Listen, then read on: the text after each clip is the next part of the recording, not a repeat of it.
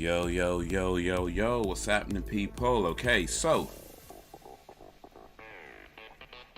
let me take a sip of my water. Alan Evans is in the house. It's going alright right now, it's going alright. Getting ready to start this stream. Just setting up a few last things.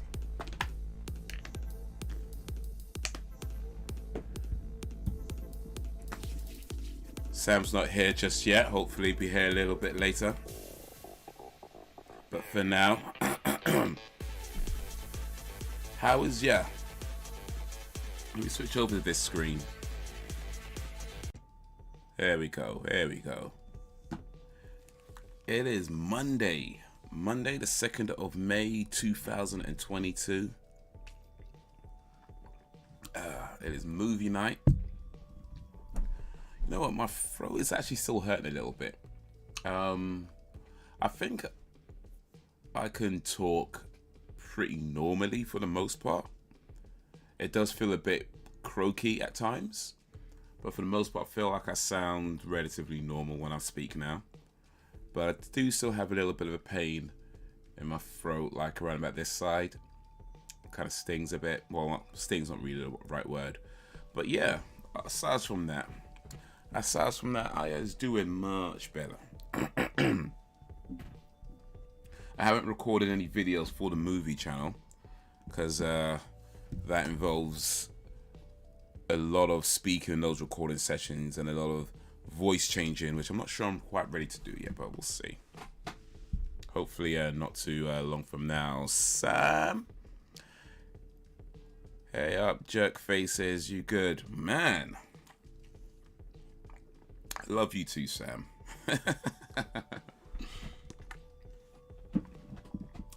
I'm doing alright.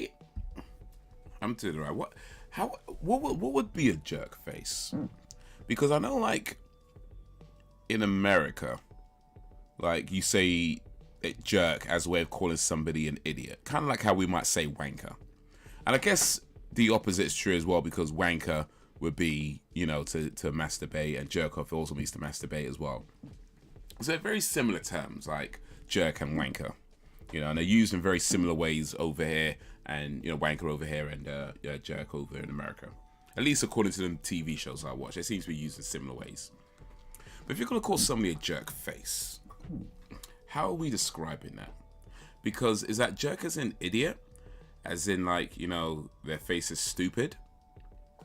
Or jerk as in masturbation, as in their face just keeps touching itself?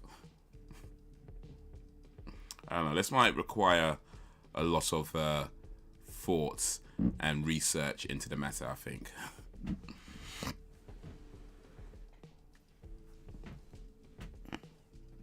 Jerk has been the word of the day in the house.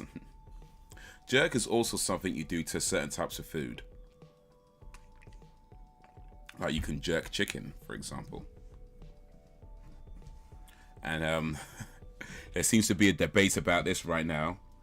But some people feel you can, and some people feel you can't jerk rice. That's a debate that's gotten some people up in arms. You can't jerk rice. There's no such thing as jerk rice. I don't know. Jerk is a type of seasoning, for those wondering, by the way. And not that type of seasoning, you know what I'm saying? Yo, Braxton!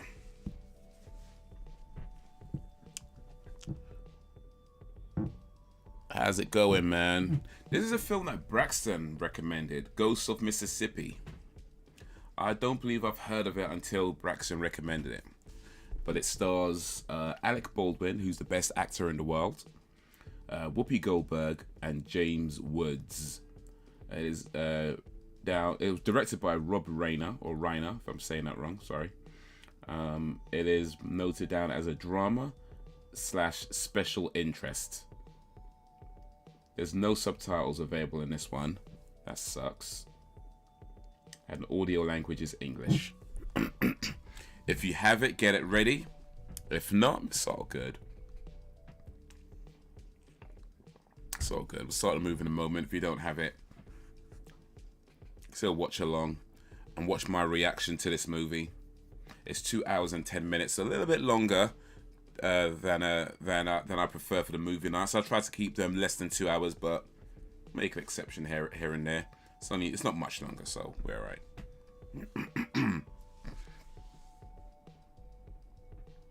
It's the kiddo's words. So to slap your mama is a seasoning to here in the South, especially in my state. Slap your mama. I think I've heard of that as a season, actually. It's called Slap Your Mama because it's so good it makes you want to slap your mama. I don't know if that's a good idea though, because some mamas slap back, you know what I'm saying?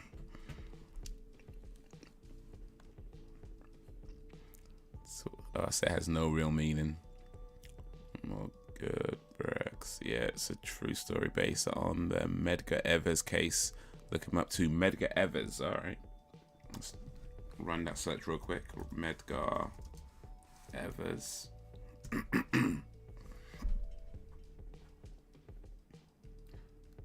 Medgar Evers, 1925 to 1963, was an American civil rights activist and the NAACP's first field secretary in Mississippi, who was assassinated by a white supremacist. Evers, a decorated U.S. Army combat veteran who had served in World War II, was engaged in efforts to overturn segregation at the University of Mississippi, end segregation public facilities, and expand opportunities for African Americans, including the enforcement of voting rights. All right, it sounded like he tries to do some good. But those who try to do good, as history would tell you, often do end up with a bullet in the head.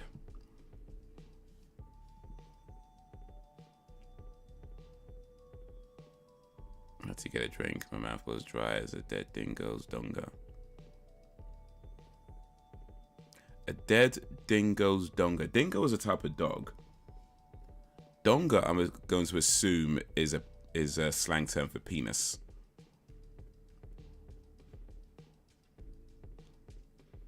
So, Evans, your mouth was dry as a dead dingo's donga. Now, I don't know how dry a dead dingo's donga is. I don't know. I mean, it could be relatively moist compared to most dry things for all I know. Or it could be drier than, the Sahara Desert. I'm just saying. If Alan is comparing his mouth to a dead dingo's donga. You trying to tell us something, Alan? Is Alan an animal lover?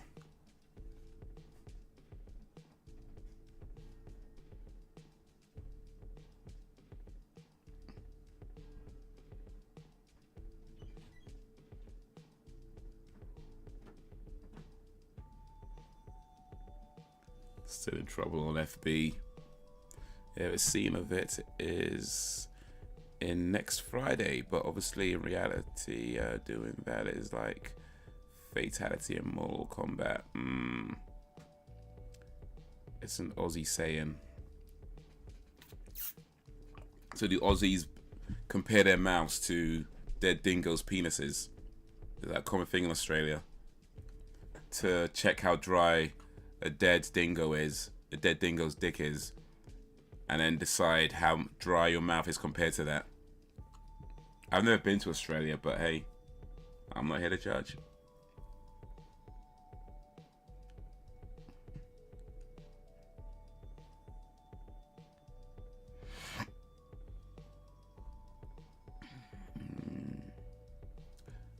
Your camera gone off.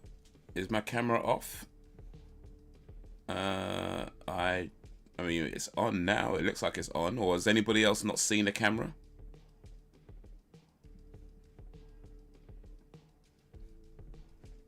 Anyone else not seen the camera? Alan says it's off, but it looks like it's on to me. Or did it go off for a sec? I don't know. Maybe I missed when it went off.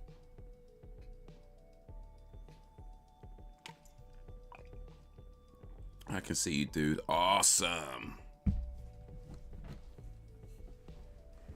Got 2 months before it's all lifted, but you just know I'll be in trouble before then. Yeah, I saw a thing about yeah, it was the whole list of bands you got, and what was it for again? It was something real minor, wasn't it? It was oh, I know you posted the reason. It was let me try to remember. I've forgotten. My bad. I'm sorry. But I know you posted the reason. It was like, I think you said something is good, right? It was like somebody made sense or something. Oh, it was about Jeffrey Dahmer. That was it. Yeah, I think you posted something about Jeffrey Dahmer. And then it issued all those bans and restrictions on your account. Let's joke about Jeffrey Dahmer, yeah.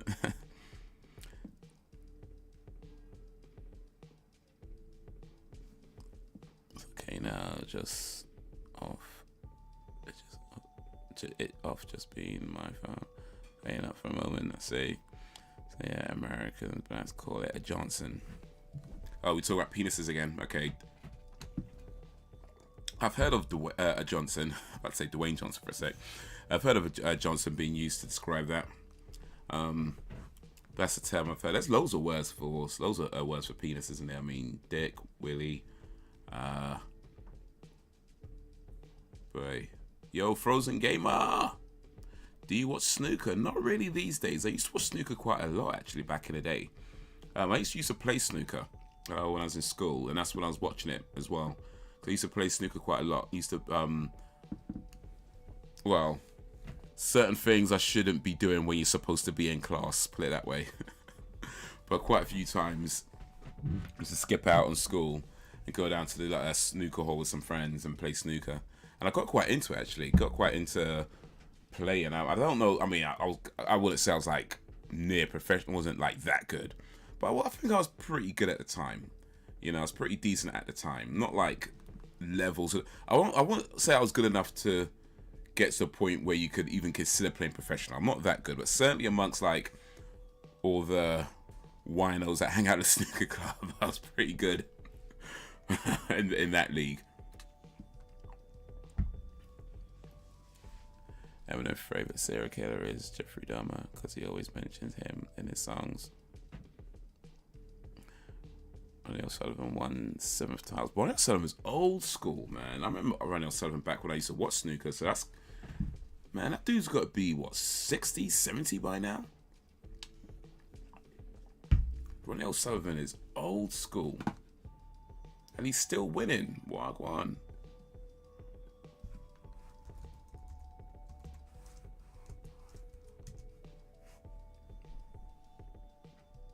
He's 46. Okay, he's not that old. He's 46. Okay, so he must have been young when he started then. Must have been like real young. Because if I remember him from when I was watching snooker.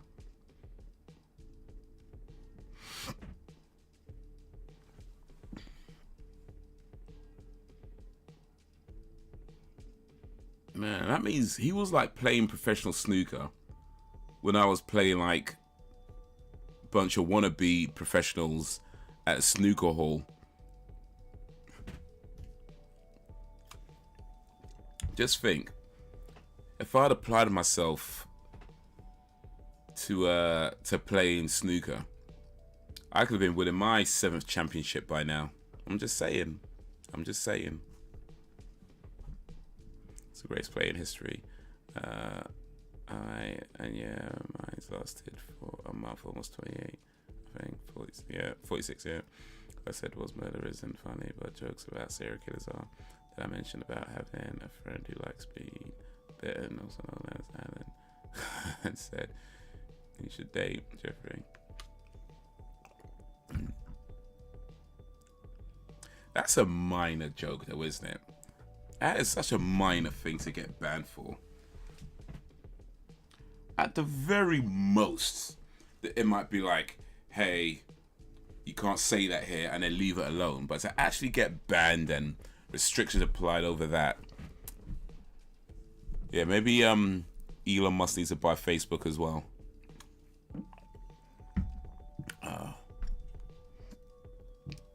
World number one. He's 6 foot, so he's about the same height as me.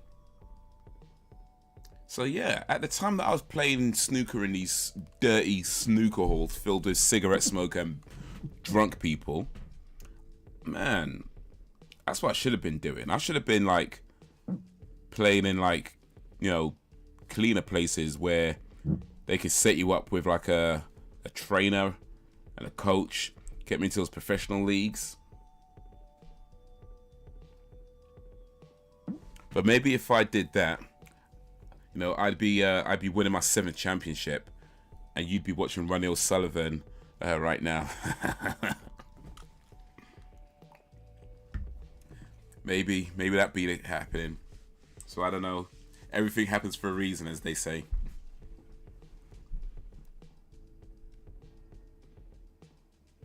I will learn them to change my ways. Old enough to know better, young enough to not care. That's how it goes. Old enough to know better, young enough to do it anyway.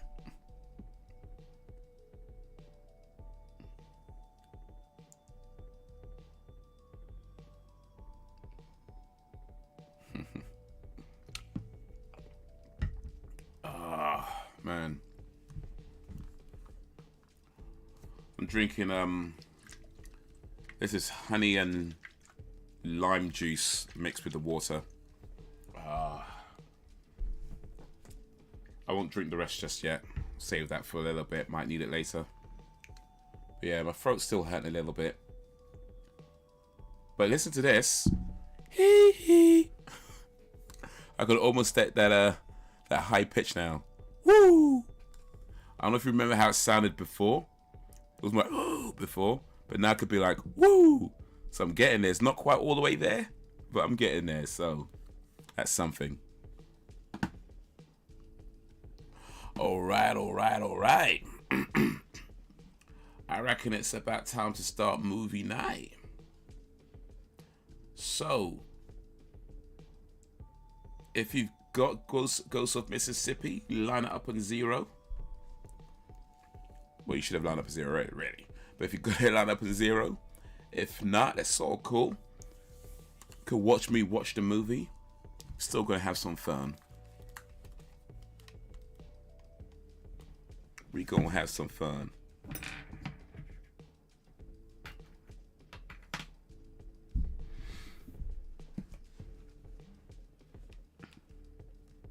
I'm the kind of person they start to upset people, but I do have a bit of a dark sense of humor. That's not my fault. People don't like it. It is what it is. You know. I feel like sometimes my humor can have a range. You know, sometimes it could be like really light, tame, innocent jokes that I like to make. Sometimes I like to make extremely dirty jokes.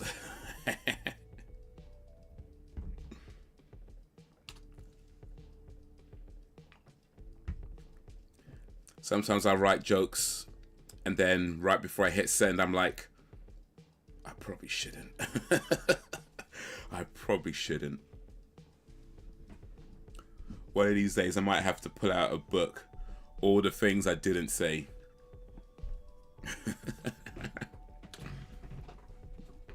I might have to do that one of these days. Write them all down. Start compiling all the times I was about to send a tweet or whatever, reply to something, and thought to myself, you know what? Maybe this isn't a good thing to say. Probably shouldn't mean you should. Yeah. Indeed.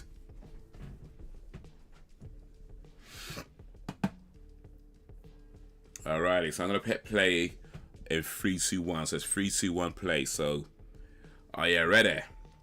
3, 2, 1. Oh wait, my bad. There we go. Alright, 3, 2, 1, play.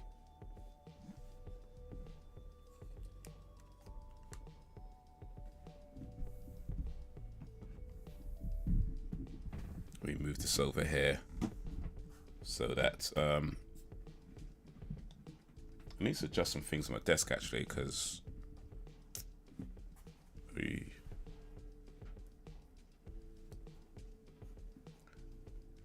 is there no audio, or is the my headphones just not working right now.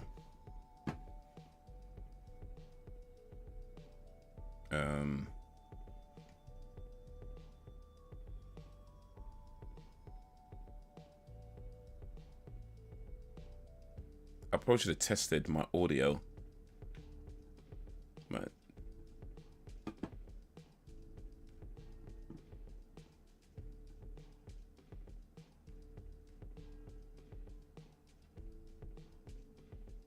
okay, there's something wrong with my audio because I can't hear a thing. All right, one sec. Let me try and sort this out right quick.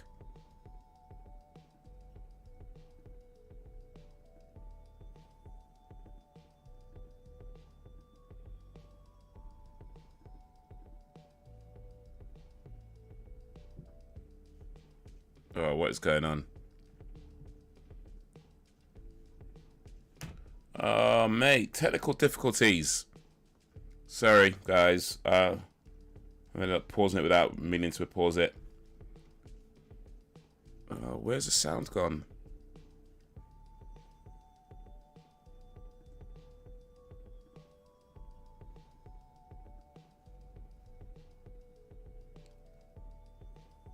Where's the sound gone?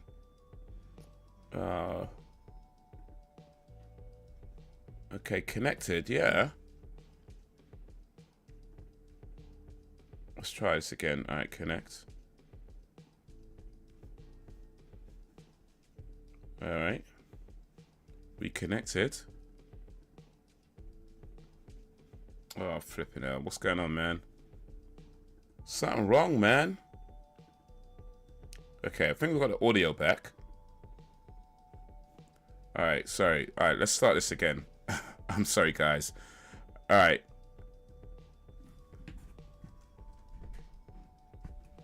Here we go.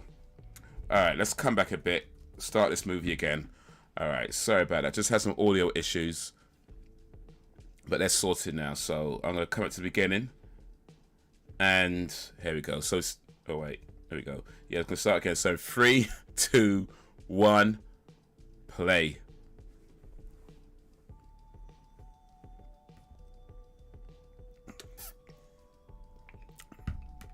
Joan Rivers brought that dark humor.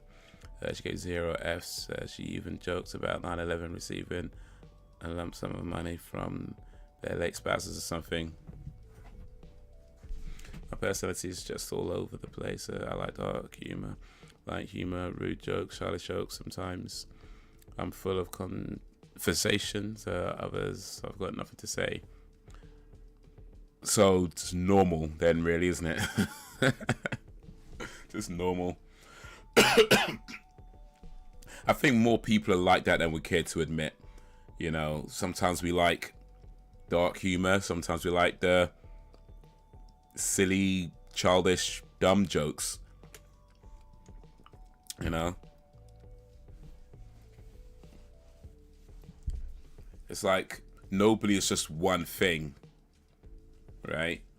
Like the same woman who would talk to you all day about feminism, social justice, all that sort of stuff. The same woman who talks to you about that all day is the same woman who be shaking her ass in the club to move, bitch, get out the way. You know, like we all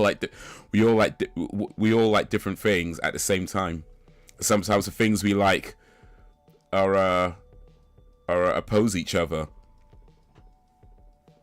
That's just how it is, man. It's how it is. Hey, Craig T. Nelson's in this. Okay. Yeah, might want to test. Check your audio or some other earphones. I got some Bluetooth Classic True Wireless Buds for $8 at the 5 and below store. Oh, nice. You know what? You can get some really good Bluetooth headphones for really cheap. I know I've got a few myself, like these. I won't open them because it would mess up the audio again, but these were like £12, I think I paid. And they're really good.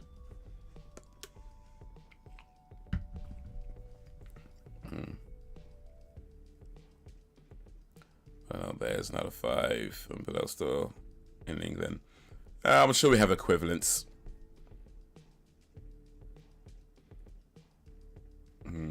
Yeah. Karens, yeah.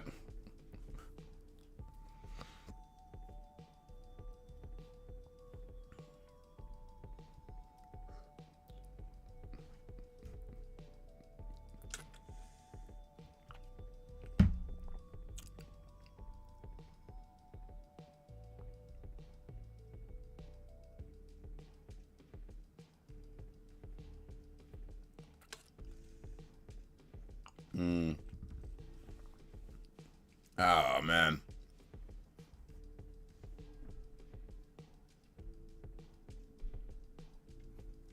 Whoopi Goldberg is in this movie.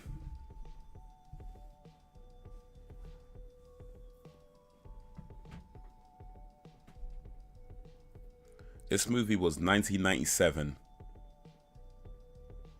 This story is true. All right.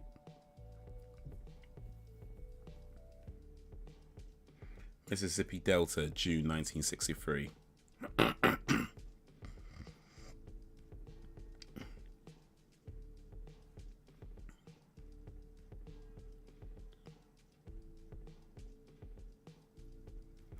Yeah, at a point there's nothing wrong.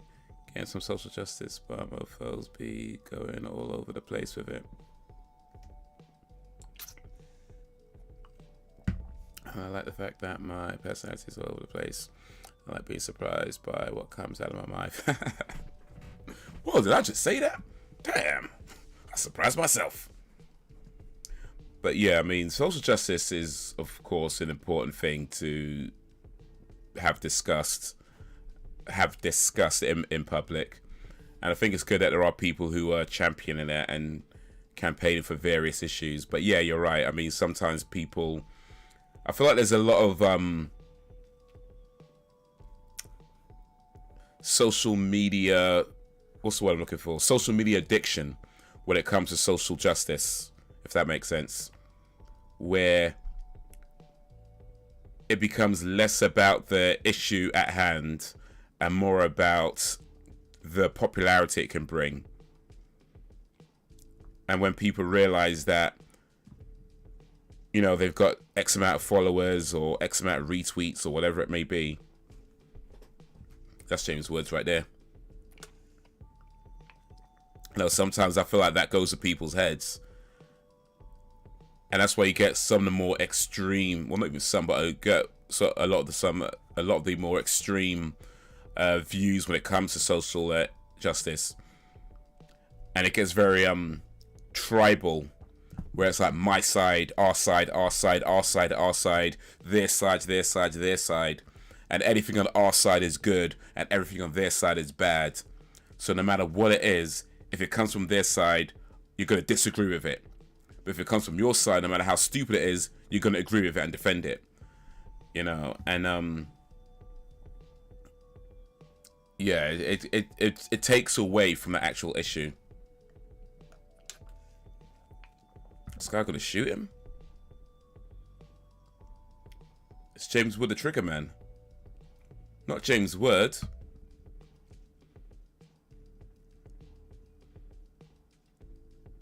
They're gonna make James Woods the trigger man. No.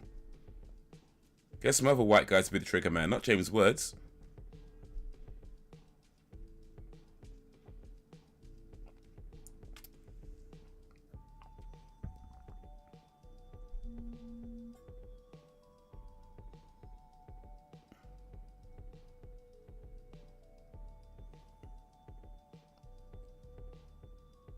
Oh. Oh, man.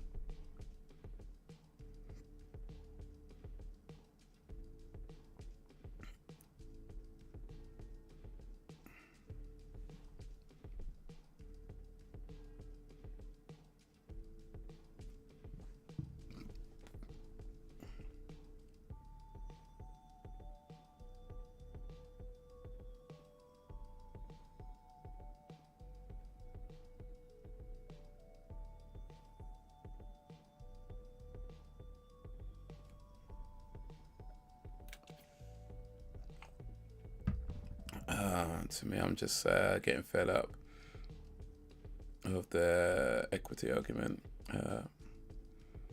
more so when it comes to women's rights. So we're just ignoring, right? When it comes to equality, it's the best it's ever been, but you would think we.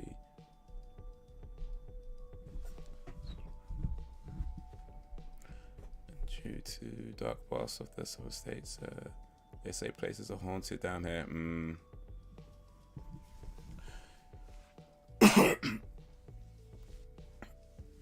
Yeah, I mean, I think that's true though. It's like, I mean, I wouldn't say things are, put it this way, there's a ways to go when it comes to equality. And there's certainly things that aren't quite where they need to be, and that's important to talk about those things.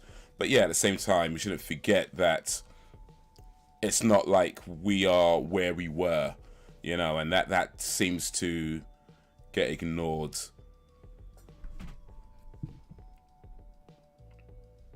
That seems to get ignored quite a bit. So as much as we shouldn't, as much as we shouldn't just be like, oh yeah, I don't think we should be a case of, oh yeah, things are better now, so let's just leave everything alone. You know, there's always going to be room for improvement. But that improvement shouldn't come at the expense of the progress that we've made, which I think can happen. In fact, has kind of happened in some set cases, where you now got people trying to campaign for going back to segregation. It's like, we've already done that. We don't need to go back there. We've tried that already. It didn't work.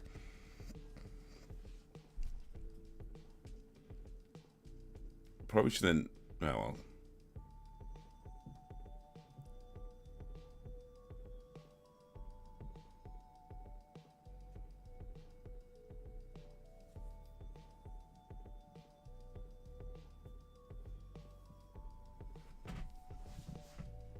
Several days before this whole business. That's not James Wood's real speaking voice.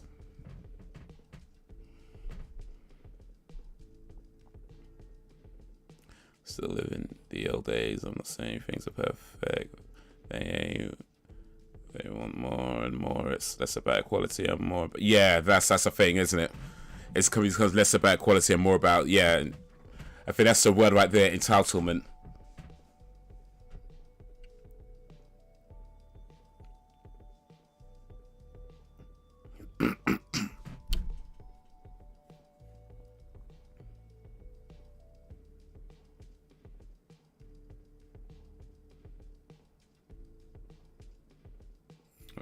Scrub the blood off the pavement.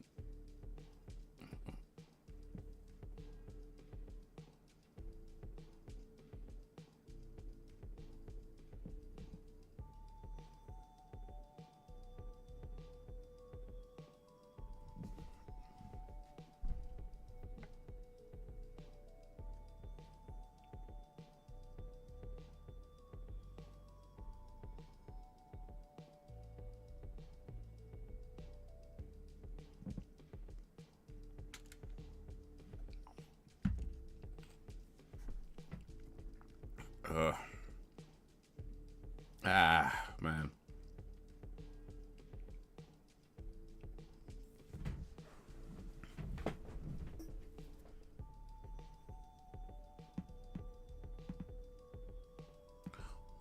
Well, she won't.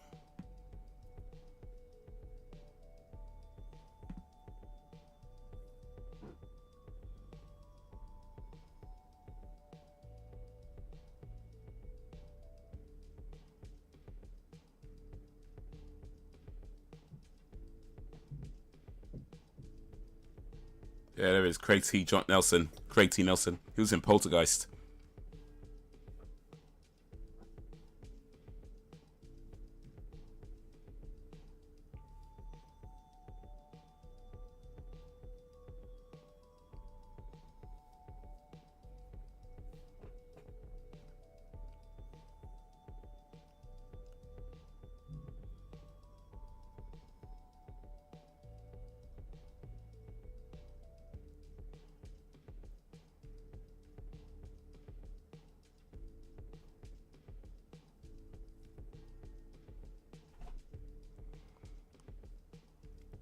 was just quality. Everyone who is so-called fighting for it would have my support, because if you don't support equality, but these groups don't want equality, so fight to the top.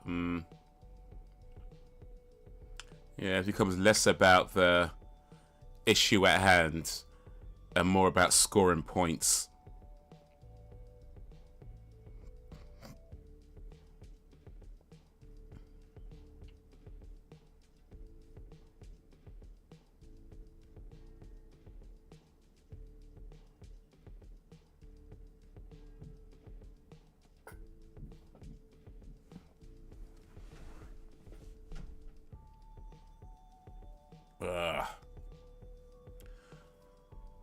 It just seems to be like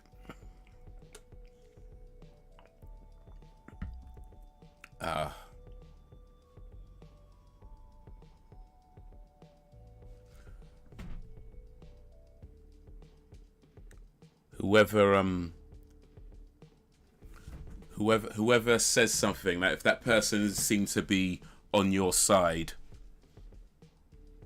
I don't know, people just don't think for themselves anymore.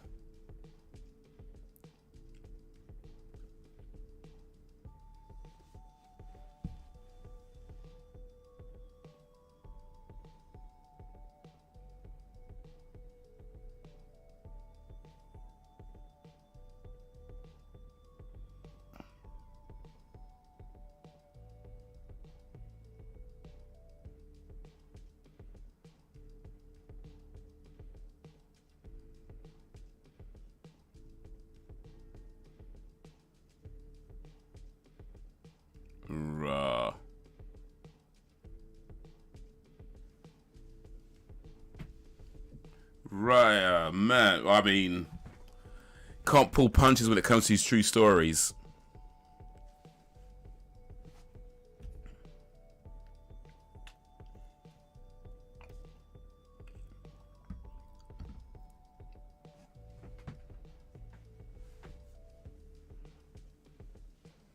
This guy looks like Chevy Chase. I just want to know if ET is at Area 51 or not. Okay. And I think ET is gone home by now.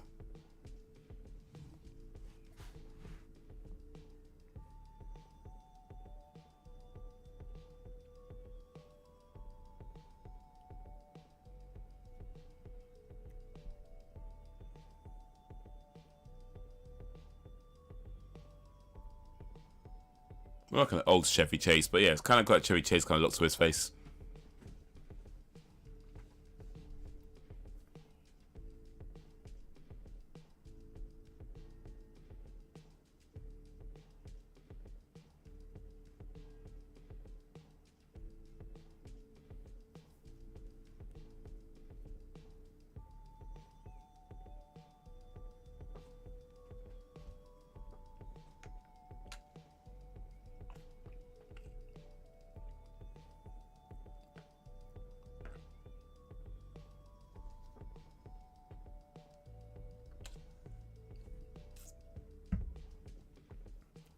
Man.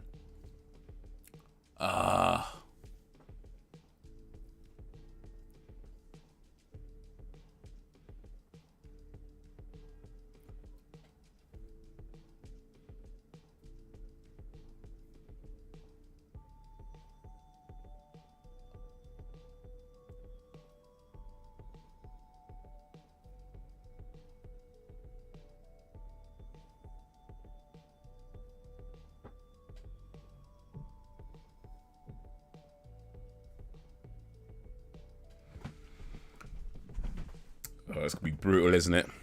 We look inside that file. There's gonna be some. Ugh.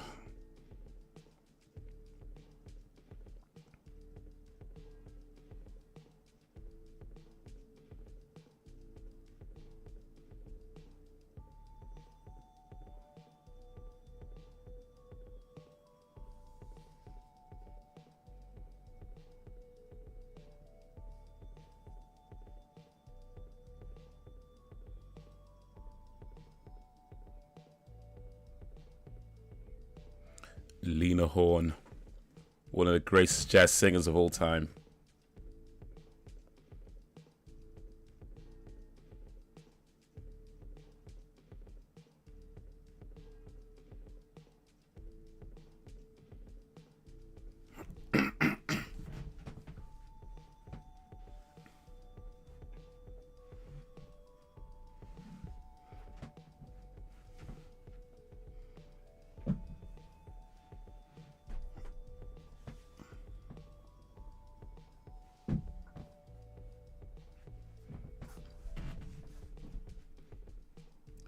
grandparents on my father's side is way older than my mum's parents.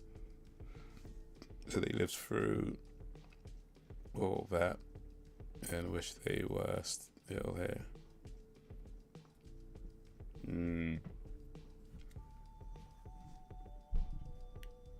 Yeah, they'd have some stories to tell. Hopefully they got to tell them.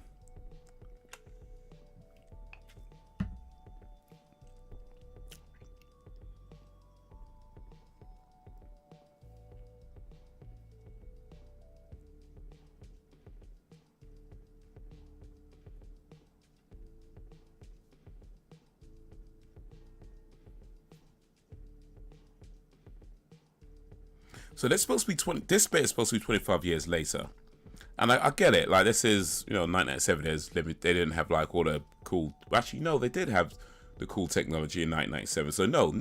They could have made them look older, because Whoopi Goldberg is not looking 25 years older than she did at the beginning of this movie.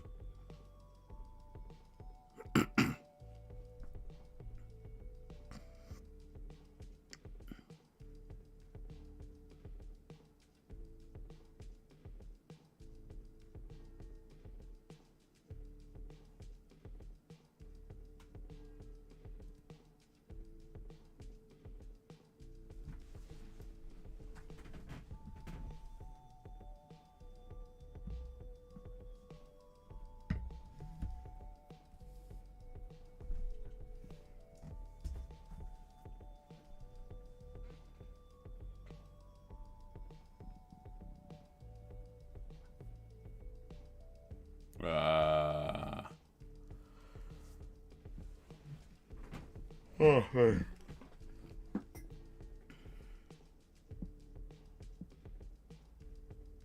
By the way, I'm not sure what film we're going to be watching next week just yet. I haven't figured that out yet. But I'm going to say this. It's going to have to be something that's available on Netflix, Disney Plus, or Amazon Prime. Because I've been buying a lot of movies lately. I'm up to a slow down on that just a tad. So maybe the next couple of movies, I think I need to see something I don't have to pay any extra for.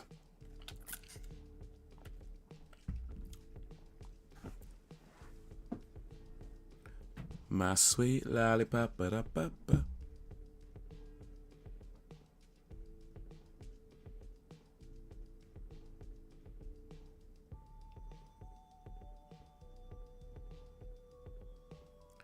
Yeah, I never got to hear it from my granddad because he died in 87 and my granny passed in 2012. I should have asked her about her experience. Yeah, no, for anybody who still has the opportunity, talk to your parents or your grandparents about, their life and what they've been through, because they can tell you some things that, it could even help explain like why you are the way you are, that you might not even realize. But knowing your own personal history, there's no saying that goes, if you don't know where you're coming from, you can never know where you're going. And I think that is important, just knowing not just general history, but your own personal history as to what your family's been through. And it might explain things like why you were raised a certain way and things like that, and could just let you know more about yourself. So yeah, if you have the opportunity to talk to your grandparents or your parents,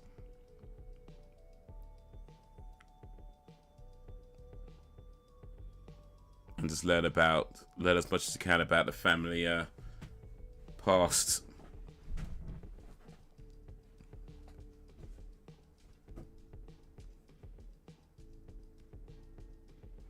Yeah, tell me Jaws on point. Right, exactly. So yeah, they could have made him look 25 years older, or at least more convincingly.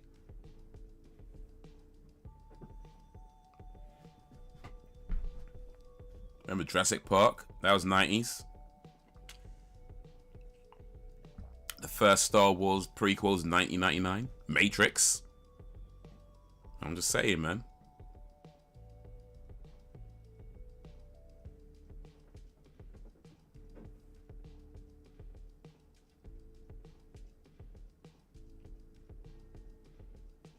Either make her look older for the later scenes, or make her look younger for the earlier scenes, and then you don't have to bother for the later scenes. Because 25 years is a long time. Ain't nobody looking at exactly the same as they did 25 years ago.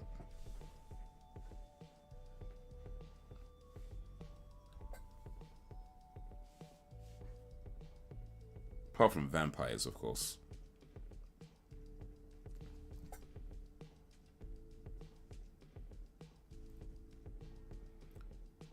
I've heard that term, Pekka words, before.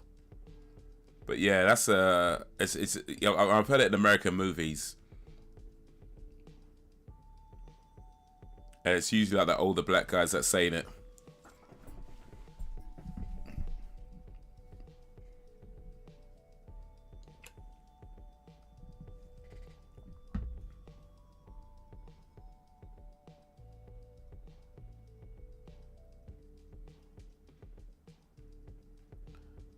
Right now, in this generation, youngsters is taking it a bit more APR.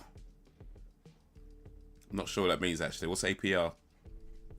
Annual percentage rate? I'm not sure what that means. Sorry, dude.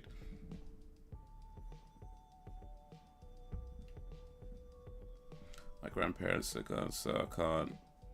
Well, unless I hold a seance, maybe I could. Well, get a Ouija board out. See what you can find out.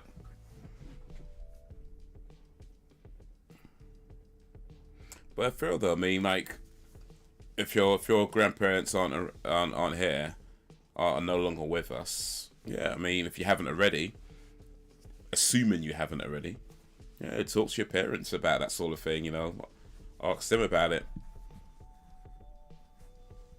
I mean, if you already have, then of course that's cool. You don't have to do it again. But if you haven't, yeah, I think it's a good idea to talk to your parents or your grandparents if you can about their lives.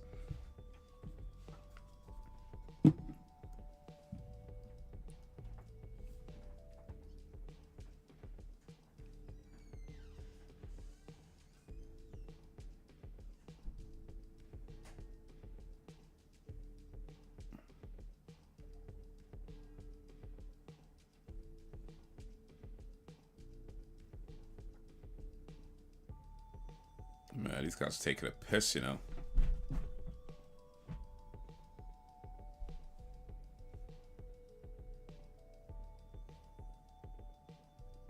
A bit more appreciation for the old timers, like reacting to old sitcoms. Okay, listen to old music. Like chilling with the old folks. I see.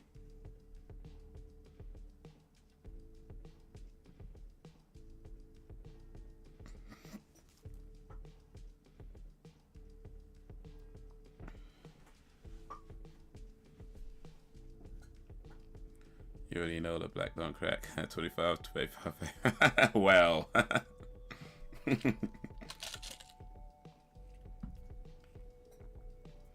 I'll have to try and find some pictures of me from 25 years ago. See how much I've changed.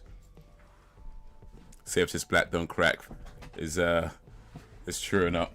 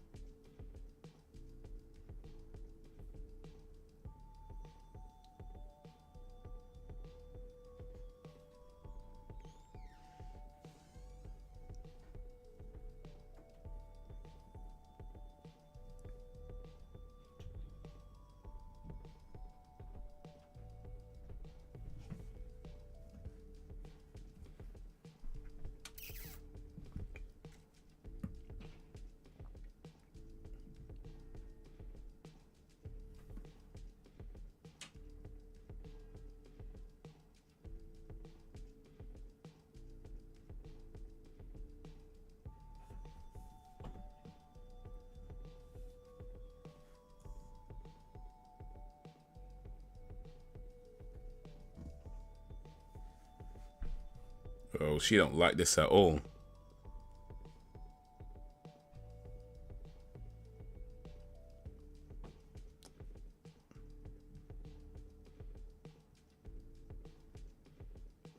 But she don't like this at all. Damn. More worried about how it makes her look, you know.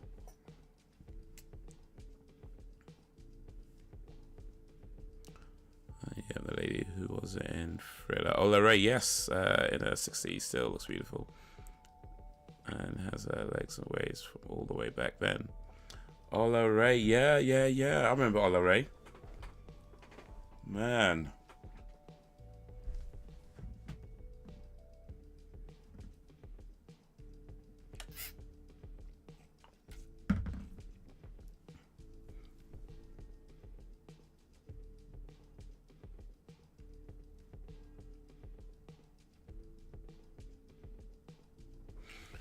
I don't know if my granddad was racist, but he was definitely homophobic. Alana wasn't, though. She was very much live and let live. I think I'm more like her. Indeed, live and let live.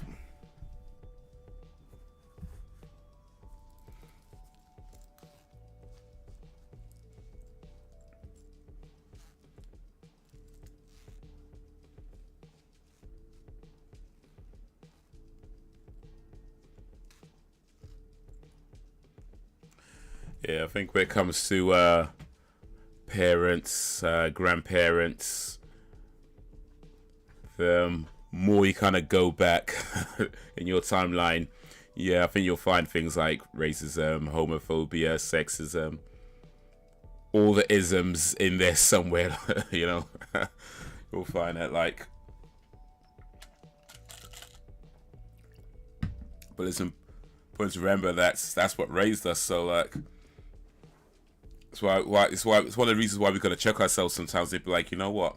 If I have a particular opinion, a particular idea about something, is that really my idea, or is that somehow planted in my mind from something?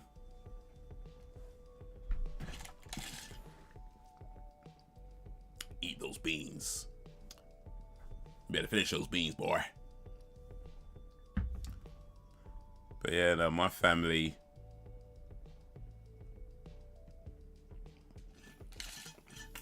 I mean, I don't know if homophobic is the right word to use when it comes to sort of my family.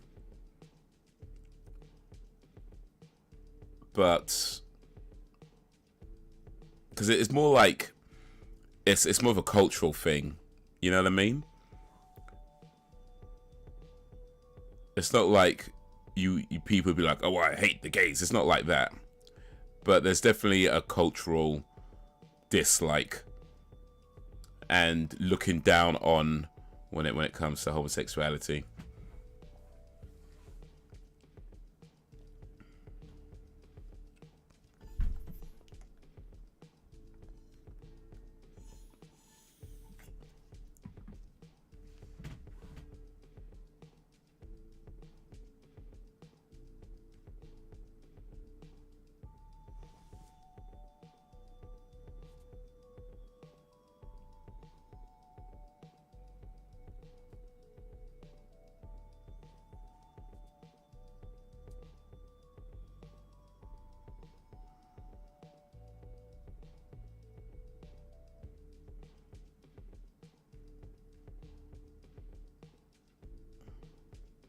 Oh, his wife ain't gonna like this.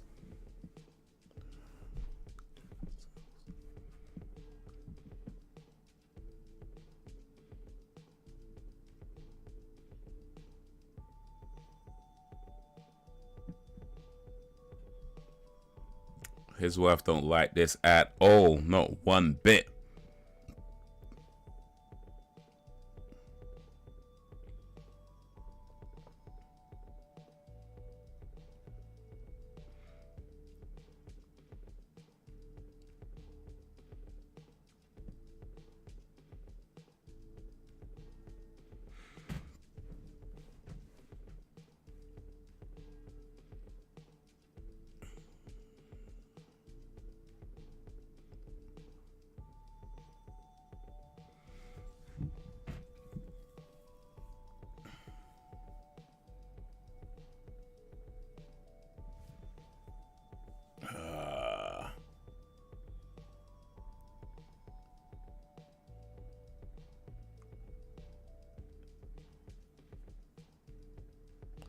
Yo, Frozen G. What up, homie?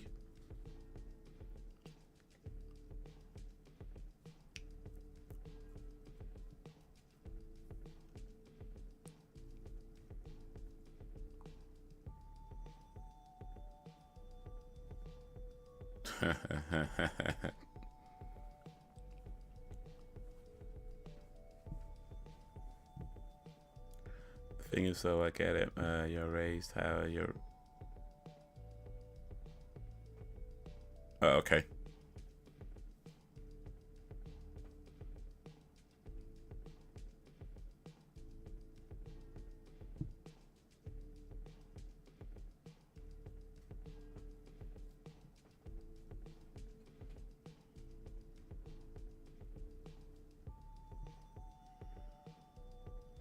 I was watching that documentary on Marilyn Monroe. Oh, you watched that? Okay, cool. What do you think of it? I watched that as well.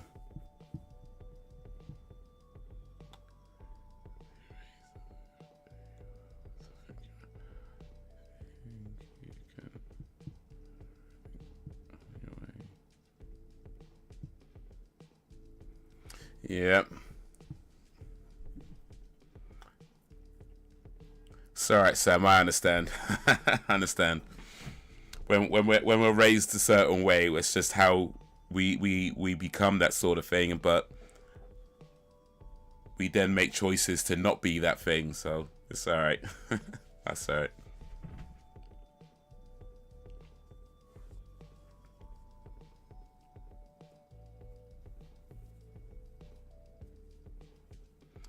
Rosewood 97 should be on Amazon Prime and Netflix. Okay, cool.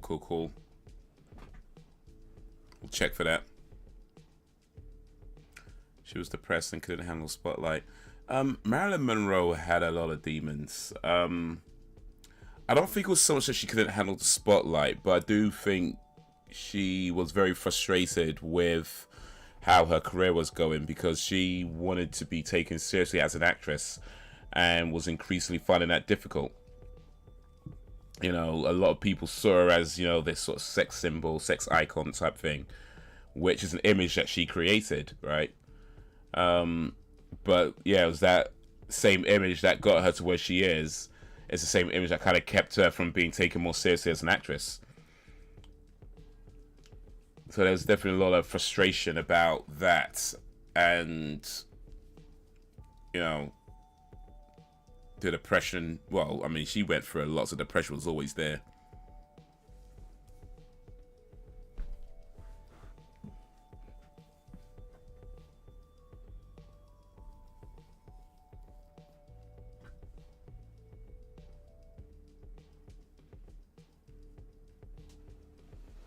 That's how you feel. She said, I'm wonderful, but she had depression, yeah.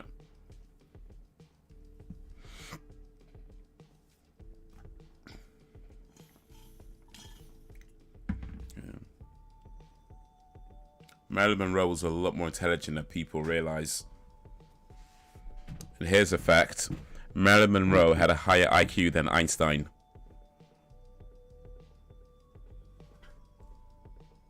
Not many people know that.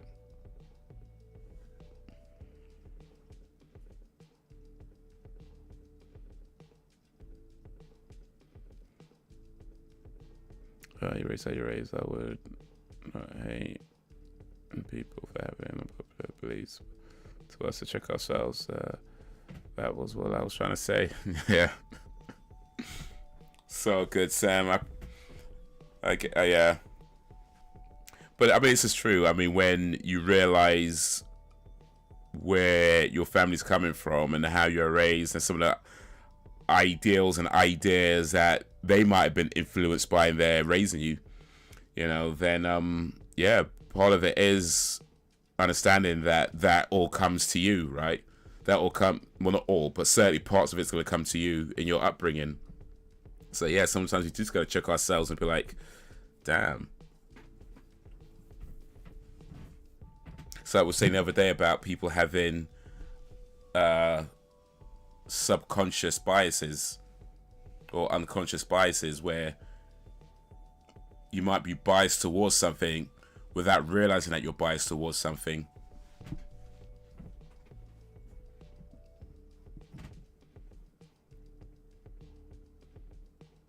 And that could be down to something you were told as a child that you never really connected the dots to.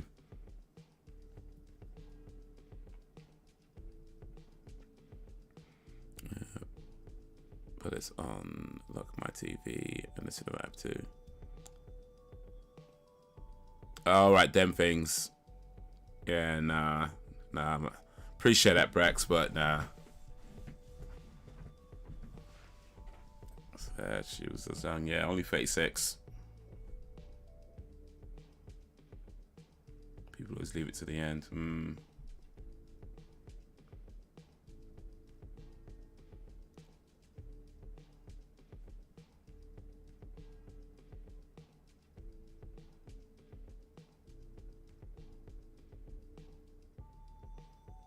She's not buying it right now. She's not buying it right now. She's heard it all before. Is this guy gonna come through though? That's what we need to. Well, you've seen it, Brax, you know, but don't spoil it. I found that Marilyn thing. I found it frustrating. Frustrating? Why so?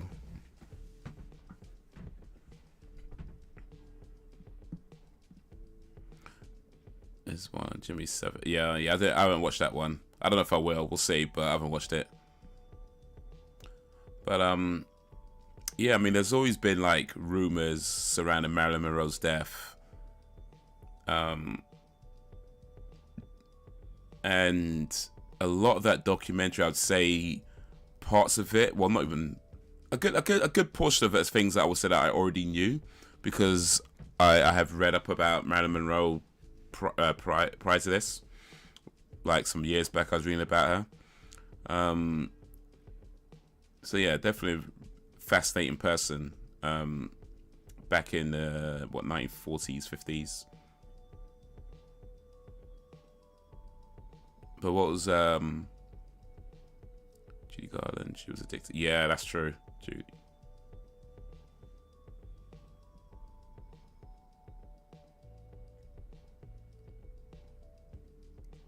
I would say the documentary kind of convinced me in my mind to some degree that her death wasn't an accident, or at least not an accident in the traditional sense. You know, I just think there's more to it than what the official story is saying. Like, I don't think she was murdered, but then. Yeah, I just don't think it was just like a typical accident.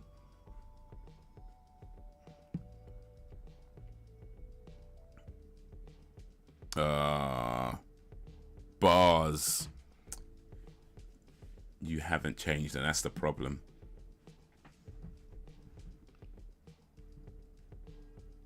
I was taught to always know and be aware of what certain groups of people will view you because of color, upbringing, what you have, etc., for good reason.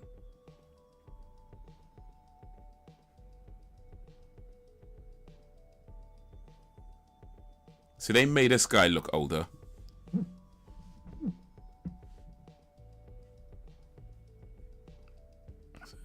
For good reason, but I was never told to not hang around certain people.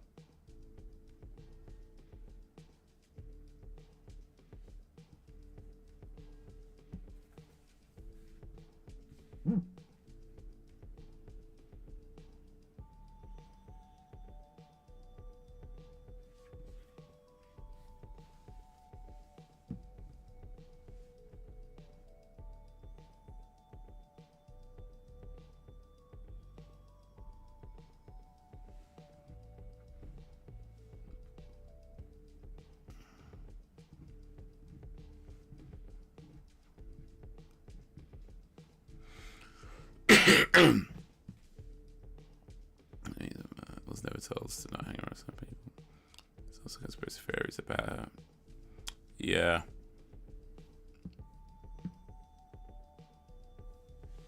Yeah, I mean, the main ones are that she was murdered.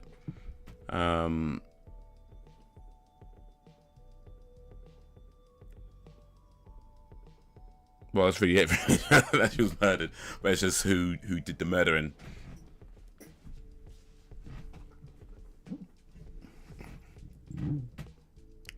Because they was leading up to this big presidential conspiracy, and they be responsible for it to turn out to she took her own life, which we already knew.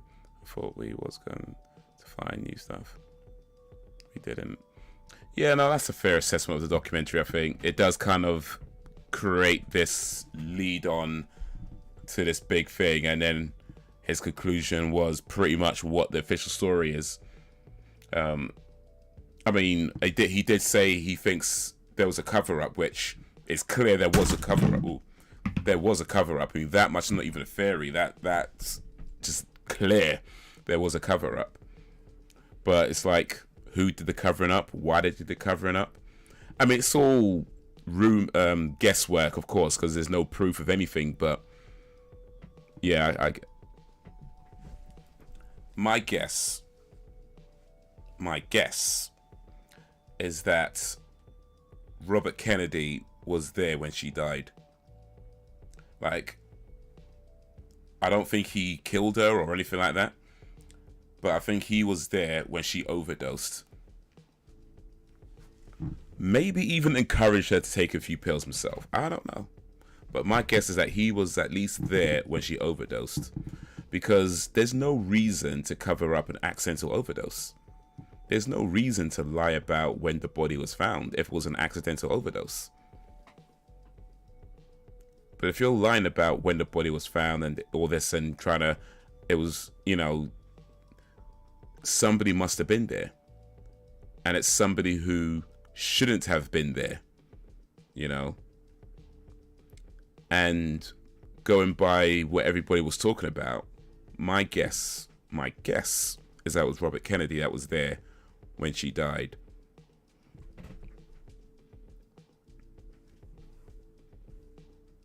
And then that's why they had to be covered up, because you couldn't have a senator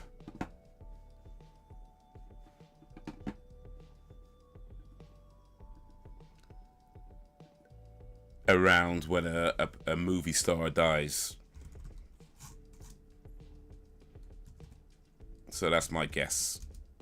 I can't prove it, but that's my guess.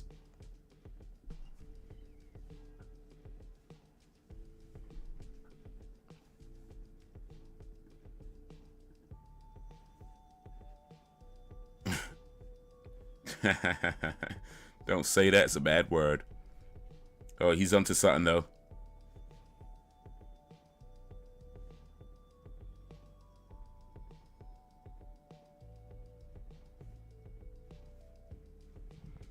Billie Holiday, yeah, she was tragic. Yeah, I think a lot of drugs involved with her as well. Marilyn Monroe was actually born the same year as Queen Elizabeth II. 1926.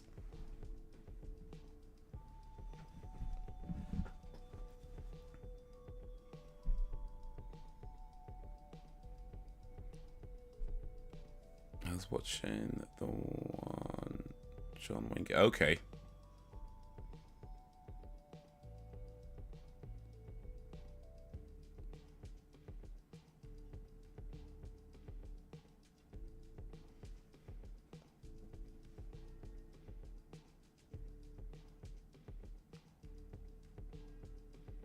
Maybe they got high together. Possibly. Yeah, possibly.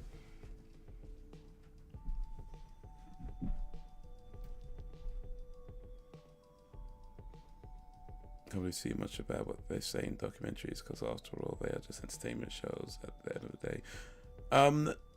Not quite with documentaries. I mean, yeah, they can sometimes dramatize things a little bit, but ultimately a documentary is about presenting the facts, or at least, you know, that's what it's supposed to be about. I mean, depending on which documentary you're watching determines how factual it actually is, of course, but the purpose of a documentary is to document things and show you what's they are. So it's not like a movie where, like what we're watching now, where it's based on a true story, but they're clearly gonna change things to create their own narrative. A documentary isn't quite like that. So you should be able to believe the things you hear in a documentary. Should.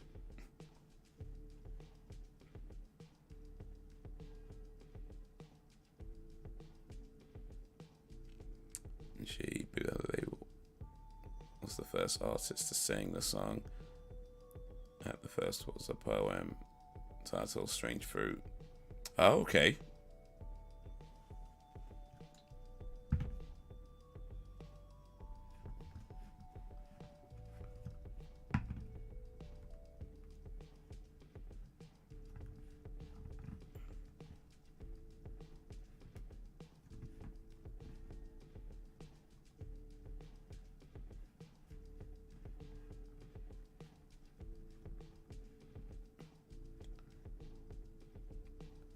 We just don't know our fate. Yeah.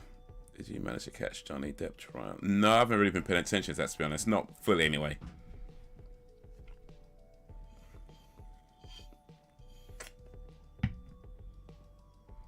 Amber Heard shat in his bed and blamed the dogs. Oh, for real? That's a wrong one.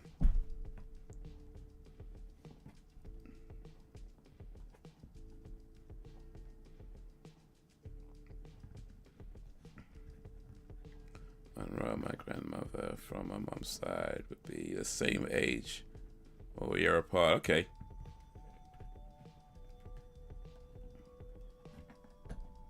Traitor, you know, raw.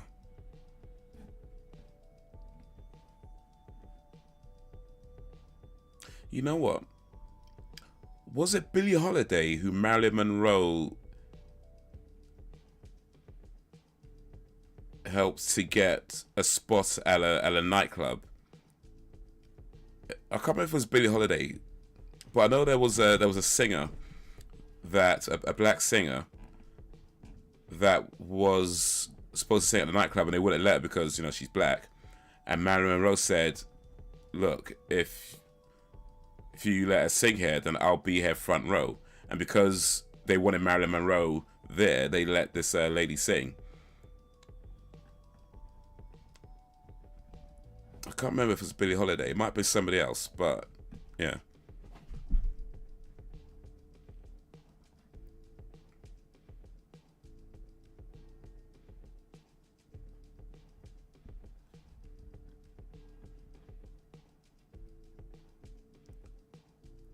The way he speaks is very calm and stiff. Oh, Johnny Depp, okay. John Wayne Gacy one also, but I ain't talking about serial killers anymore. I get in trouble.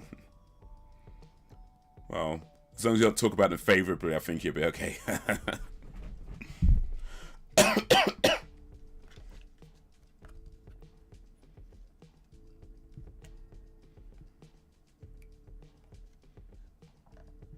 He's finished that. Just like Poison Ivy.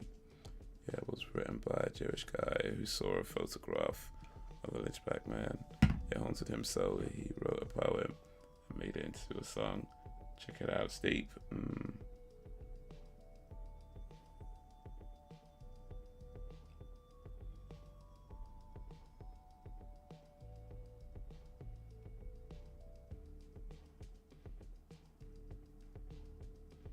All right, that's so good. I got it.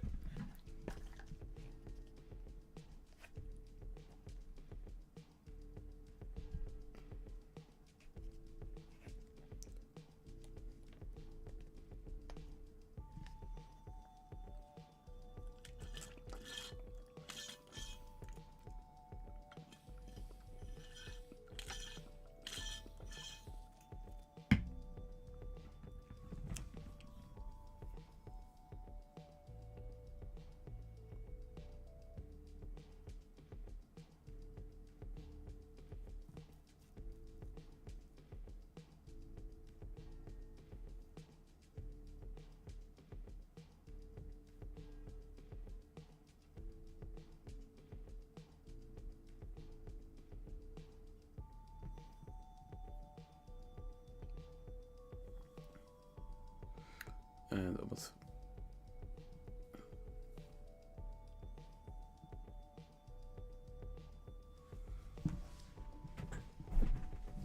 also got when people started catching onto the hidden lyrics of Strange Fruit. Billie Holiday was constantly told to never sing it, and even the FBI warned her to never sing it again. I'm gonna have to check that song out. I think I have heard it, but I guess I haven't really listened to it fully or properly. So I might have to check that out and pay attention, because it sounds like it's going into some levels, especially the FBI getting involved.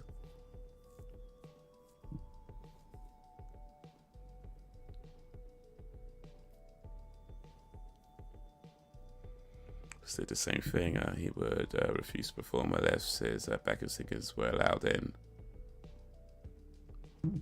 Let them all in. But yeah, when you have that kind of star power, how you use it matters, because it could hinder or help other people.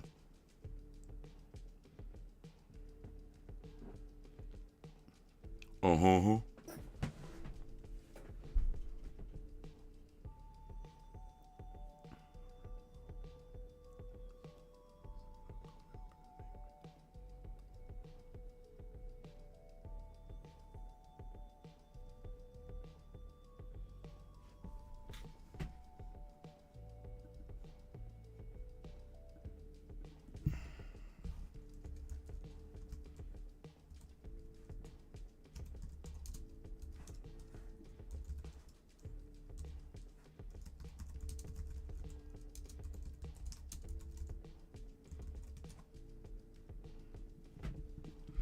It was Ella Fitzgerald, by the way.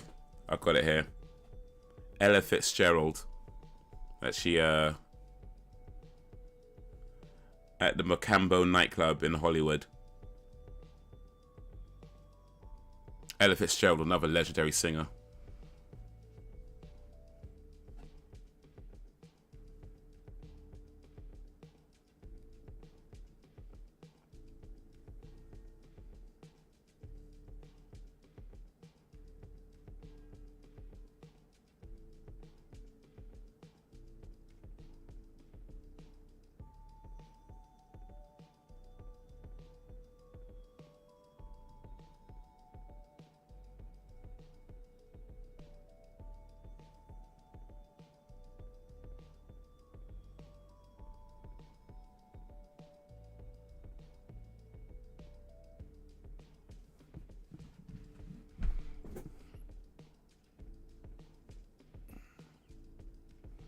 Also, along with a good number of white male artists at the time, were imitating black singers and dancers, and got zero credited recognition for it. They stole them.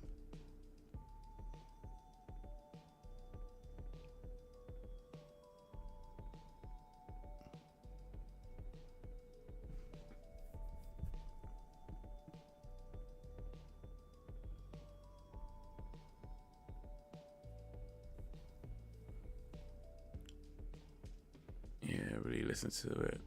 Nina Simone did her version of it. Annie Lennox and a couple others. Nina Simone, another legend.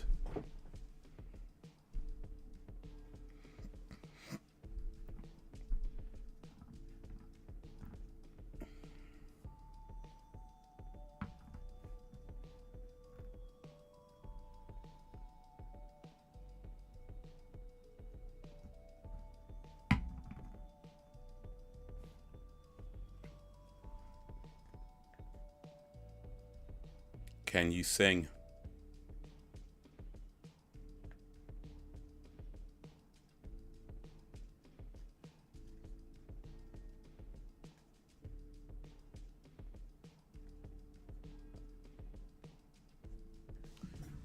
Well, there's an old saying, Frozen G.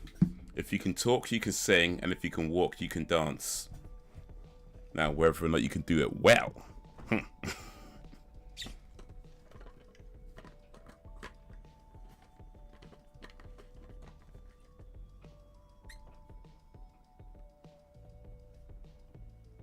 Well, what's going on here?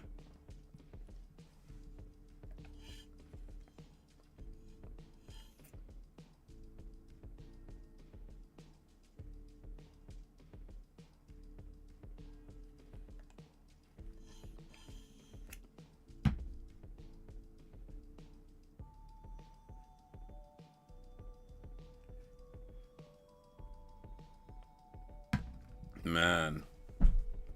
Kids involved now. Ella Fitzgerald, the scat queen.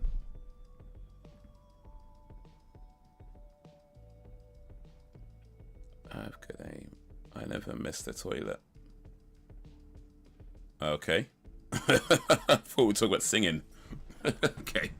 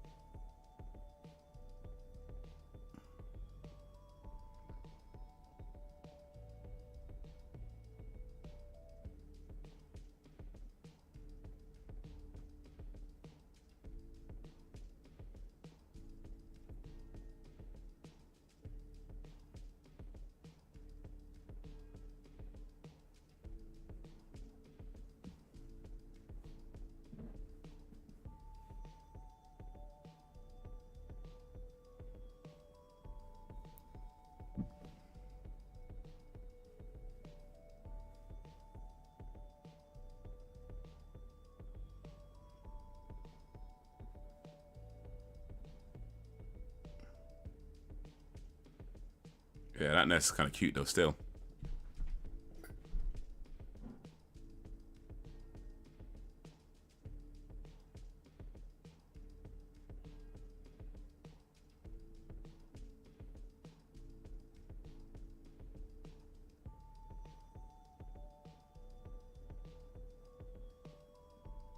Yeah, she cute.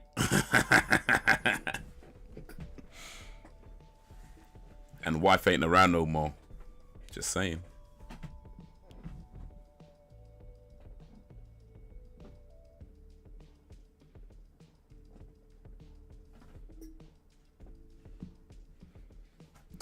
Yeah, and Cab Calloway, yes.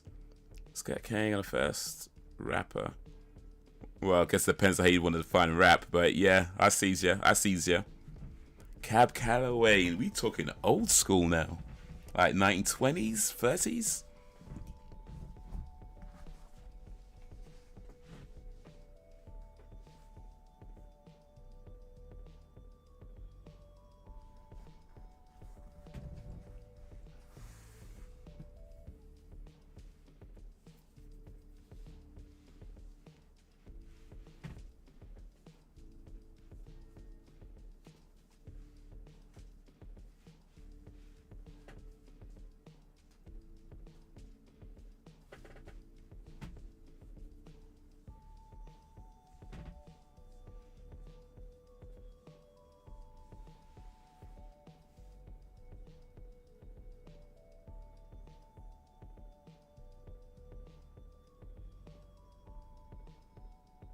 Minnie the Moocher.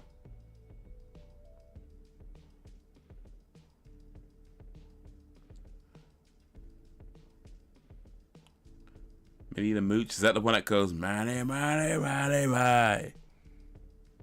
Oh wait, no, that's Hardy High, isn't it? Hardy, Hardy, Hardy, High. Odi, odi, odi, oh. Oh, Minnie the Moocher. Well, after this that again, I'm not sure I remember it right now.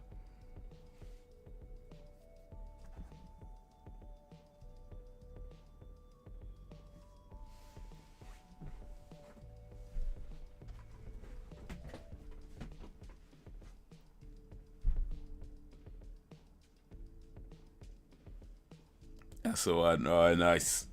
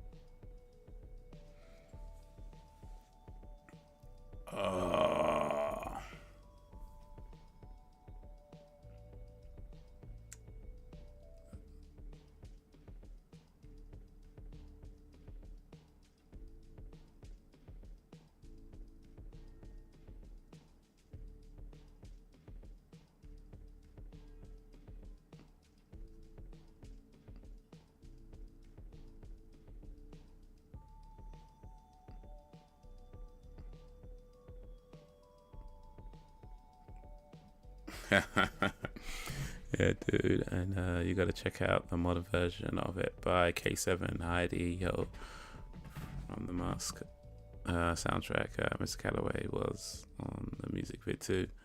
It went hard. Okay.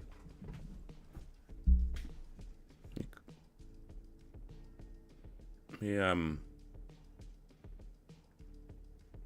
The Mask soundtrack. Okay, what, the Jim Carrey movie?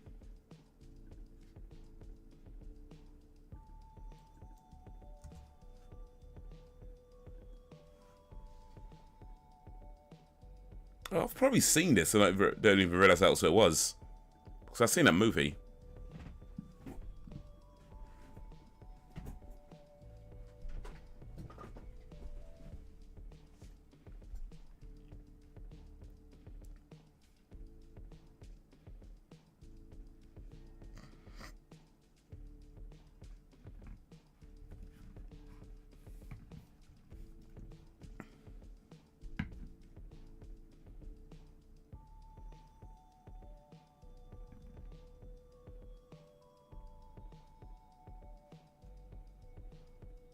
Yeah, it's on the Tommy Boy channel. Tommy Boy.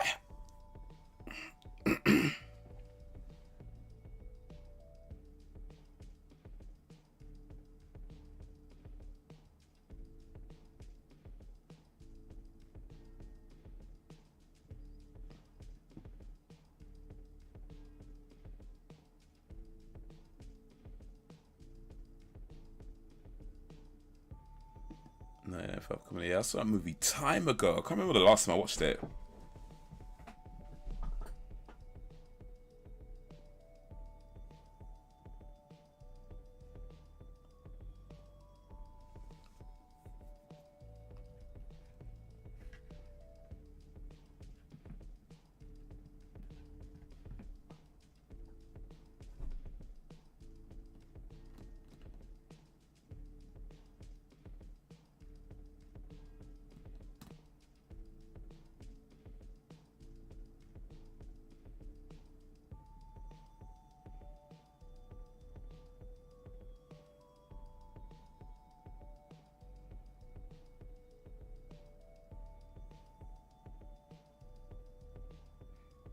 Whoopi Goldberg's not in this movie much.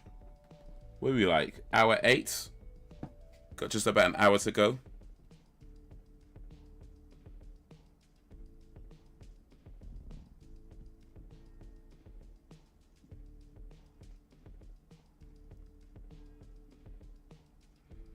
That was more than for that decade. And the younger crowd. Well, 30 years ago, yeah.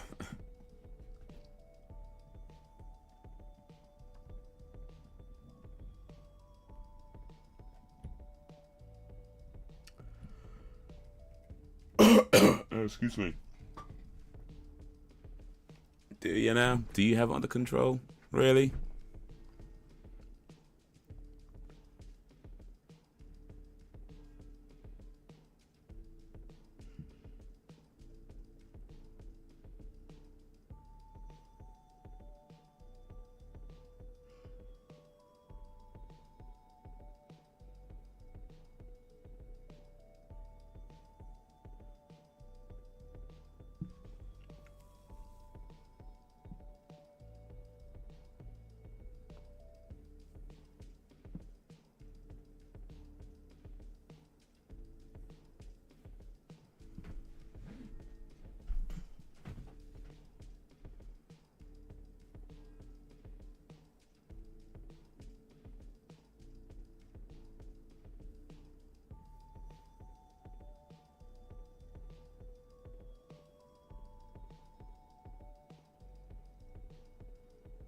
Okay, that's that.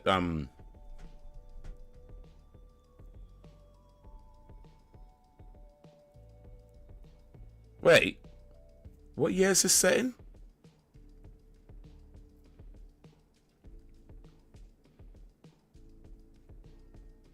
Because that was Harrison Ford, wasn't it?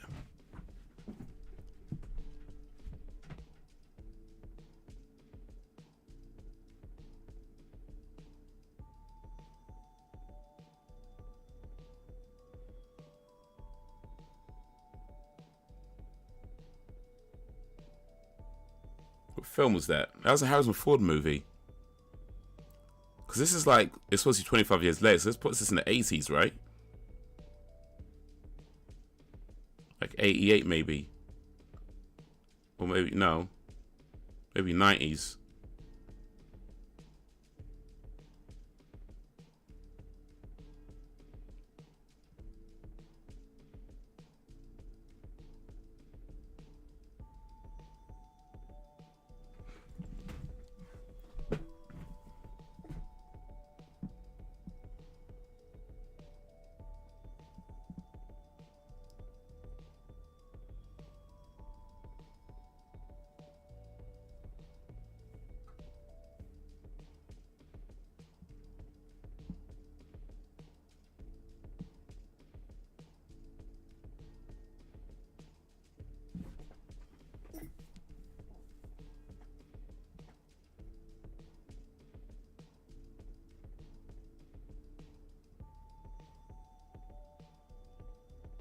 Ooh. Gave that impatience.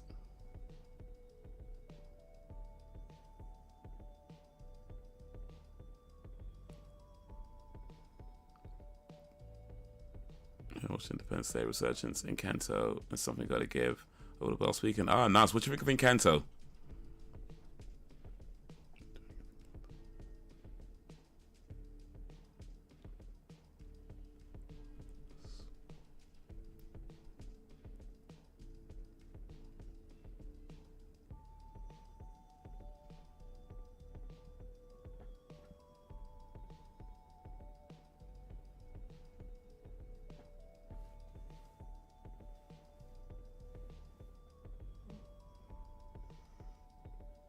The 80s, early 90s, yeah.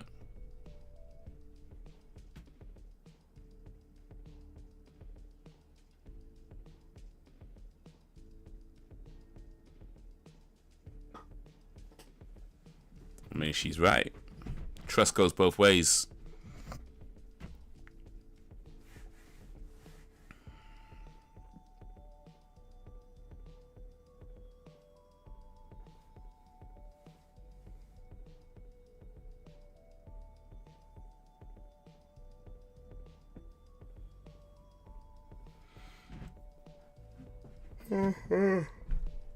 Excuse me. So after all, he's gonna have to hand over all the findings to some other lawyer who, well.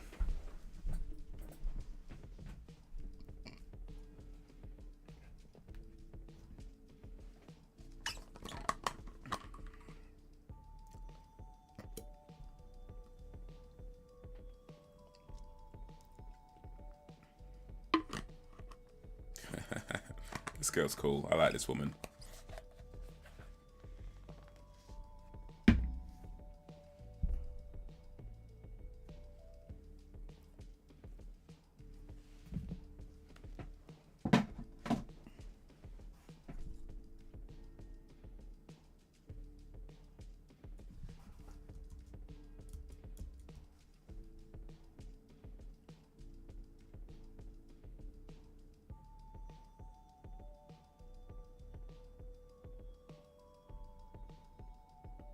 Yeah, I liked it. How was it for you if you've seen it already? I have seen it. I've seen it a few times now, a couple of times now. And yeah, I think it's a great film.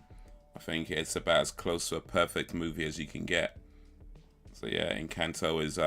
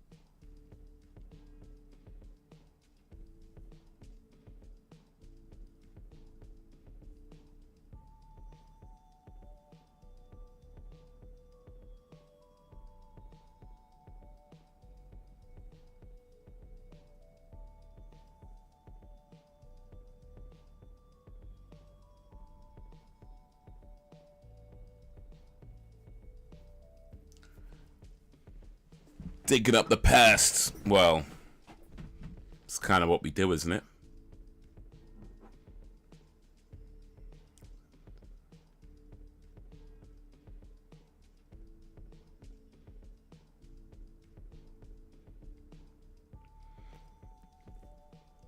Oh, excuse me.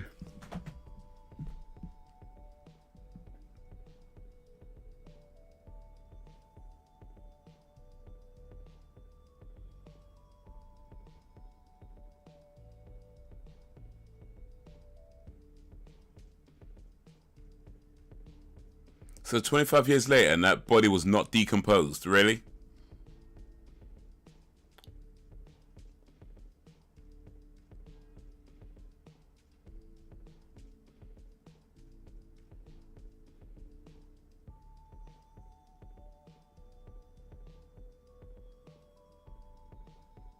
Okay, we're 94.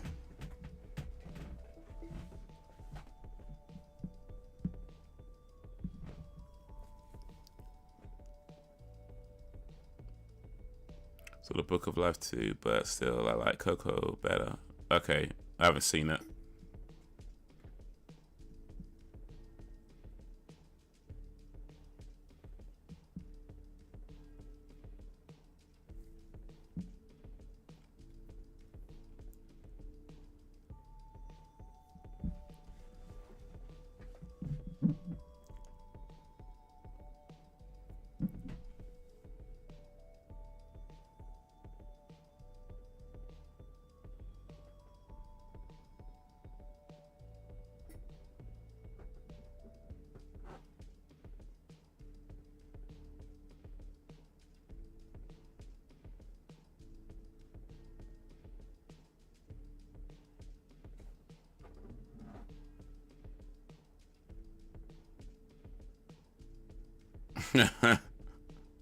Oh, this guy's strapped.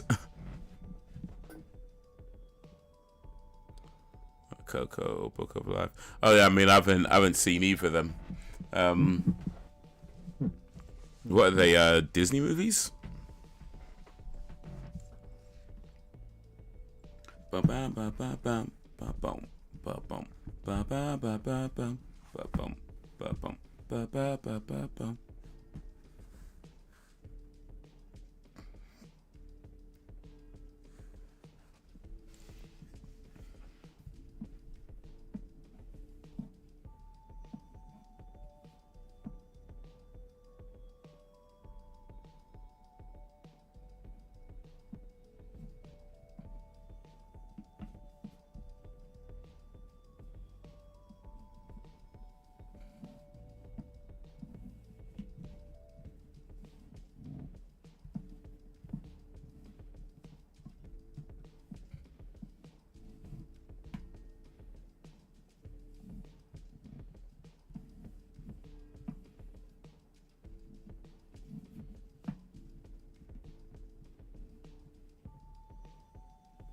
May your soul rise up to heaven before the devil knows you're dead.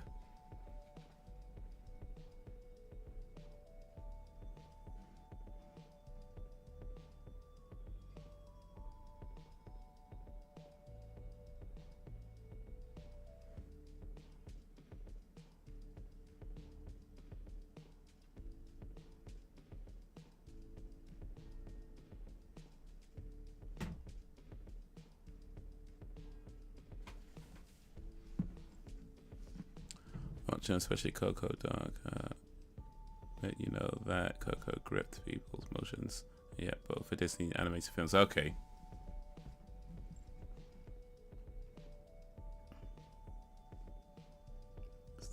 The other films we watched. This one is more in line with Time to Kill. Time to Kill. Time to Kill. That sounds like a James Bond movie.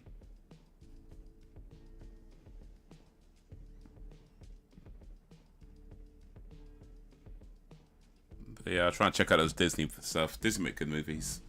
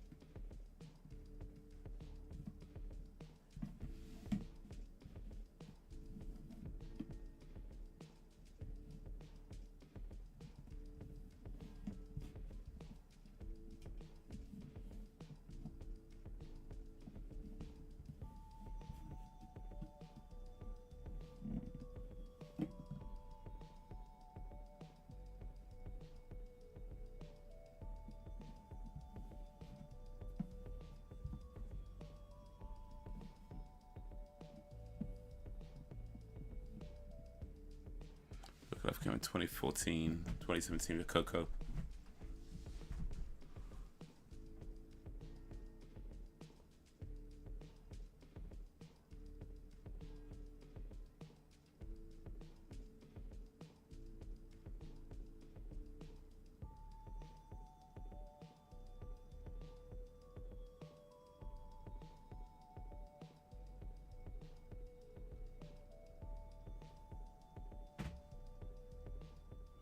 Time to Kill has Samuel Jackson in it as a co. Oh yeah, I know what you're talking about. Yeah.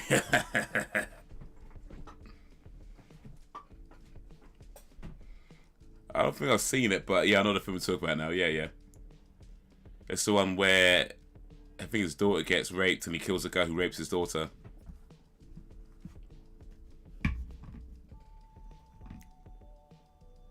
Hey, this guy's in Better Call Saul. But yeah, it still sounds like a James Bond movie.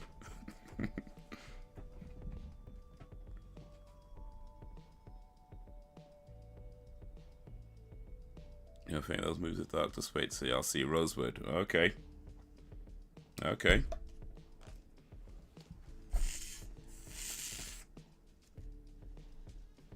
Still one. Cool. Yeah, I remember hearing about it, I think, when it came out.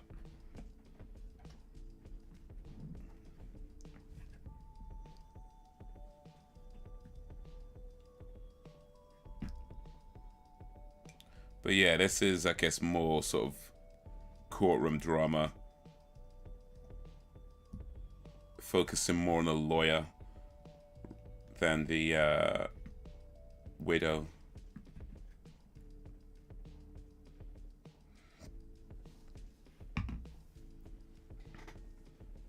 Which, I mean, yeah, typical of Hollywood to do that sort of thing when it comes to these types of movies.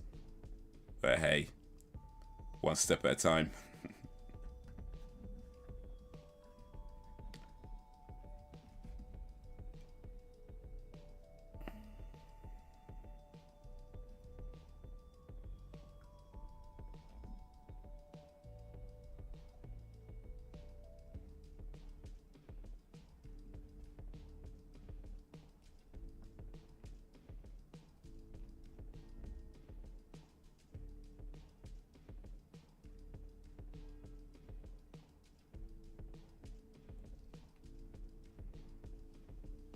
He's getting all the whack jobs coming through now.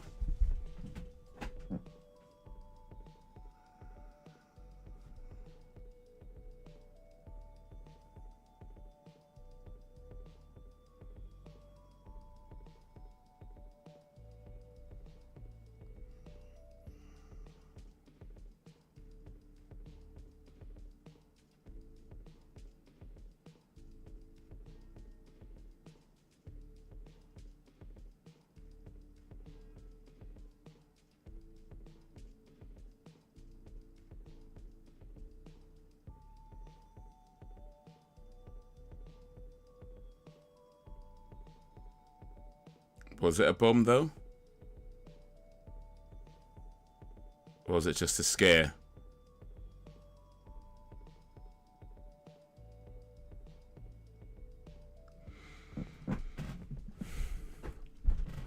I saw a bit of it as a kid, and a black massacre happened in my state too. The Colfax massacre, gonna do my research on it. Damn, man.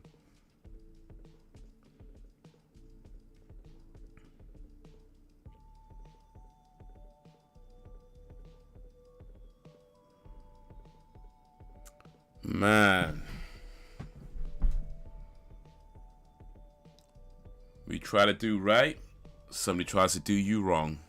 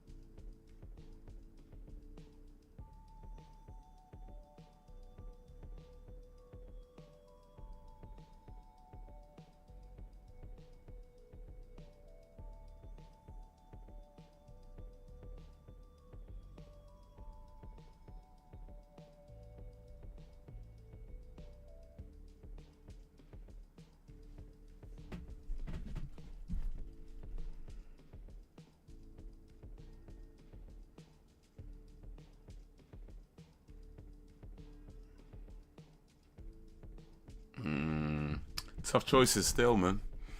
Yeah, man, the slave rebellion of 1812 was in my state too. There were over 150 slave rebellions in the US. Yeah, well, I mean, I don't know how many there were, but 150. My guess would be there's probably more than that. I mean, much. Well, you always said over 150, but you know, I mean, like much over, I'd guess. But hey, it's not like I've done the research, so maybe I shouldn't be guessing too much. Well, actually, guessing is what you do is when you haven't done any research. If you did the research, you know.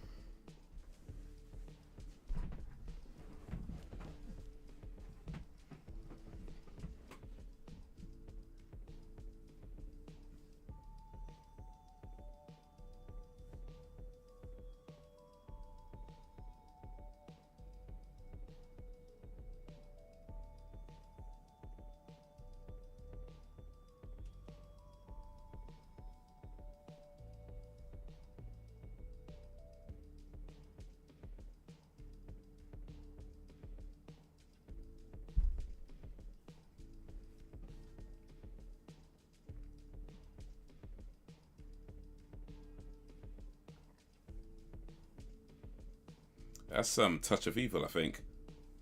Look like the Orson Welles movie.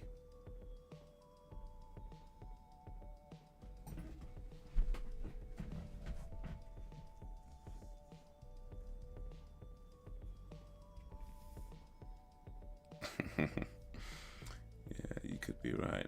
Couldn't be surprised. In 5th grade, we watched a short film on the Slave Rebellion in the Caribbean or South America. Not sure which country it was. Here's a question. Cultures these days still don't always mix. Is it a racist thing, or is it more people are just used to a certain way? Could be a little bit of both. You know, sometimes people don't mix because of pure racist reasons.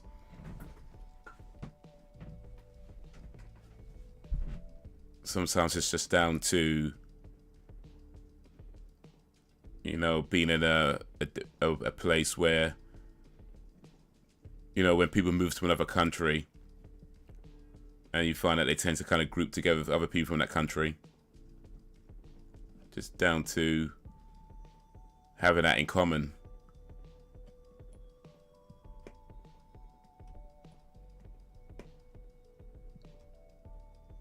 Could be any number of things, but yeah, racism would be in there, I'd guess.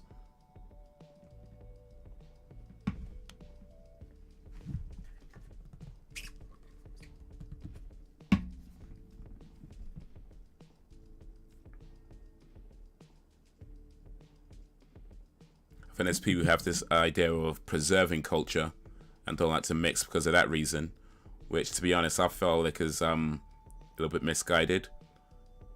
Because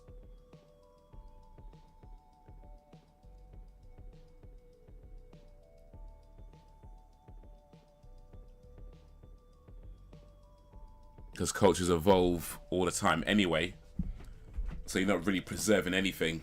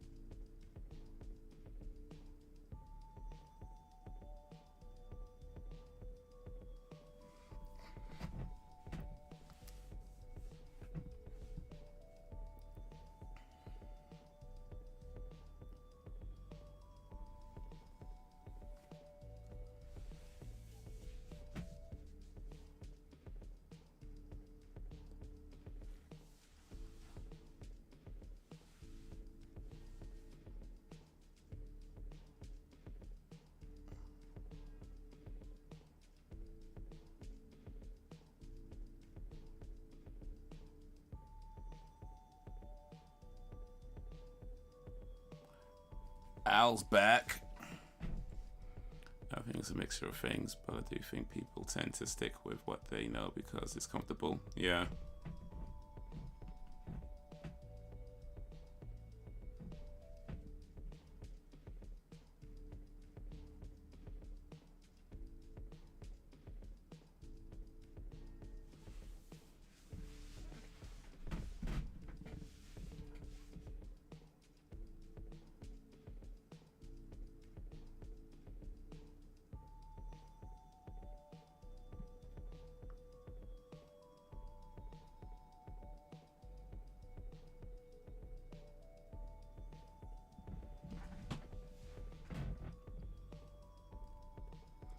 Yeah, I think that sometimes people gravitate to the things that they're used to just because, like you say, it's comfortable and they're kind of used to it.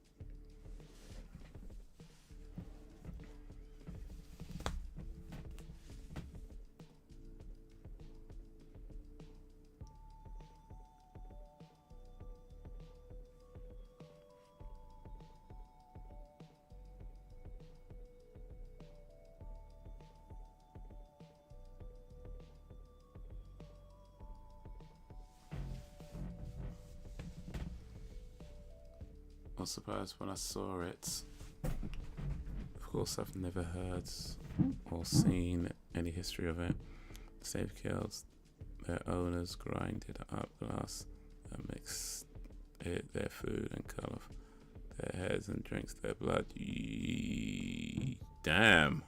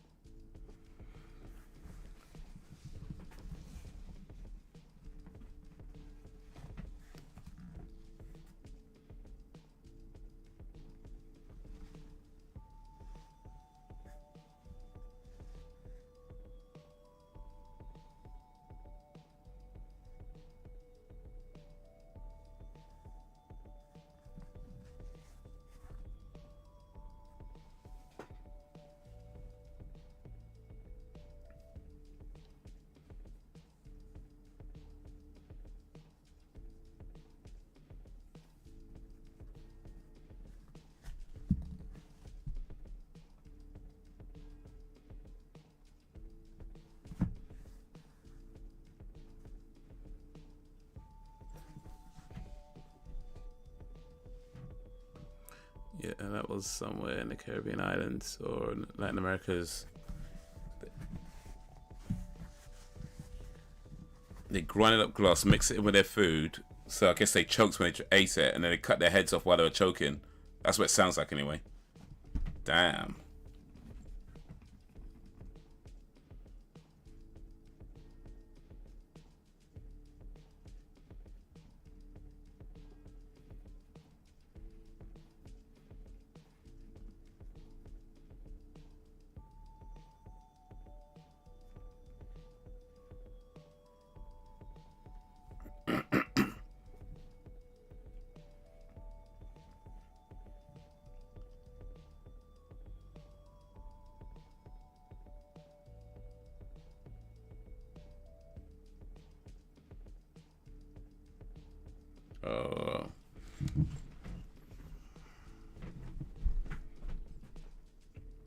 Yeah, basically how it went down. Damn.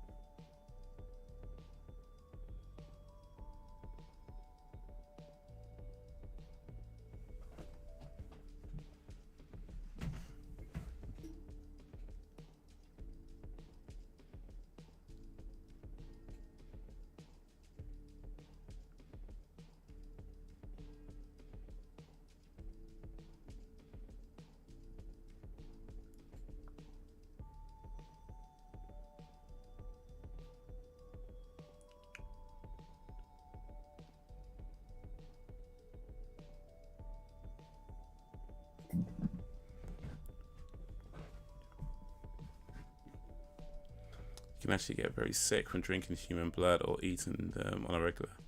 Yeah, that's a prion disease I think you get from that.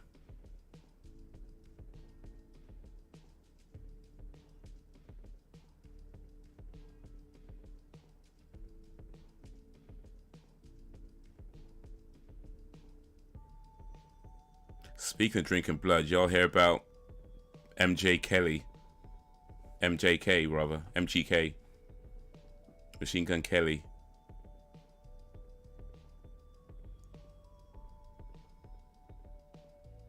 And Megan Fox, apparently they drink each other's blood.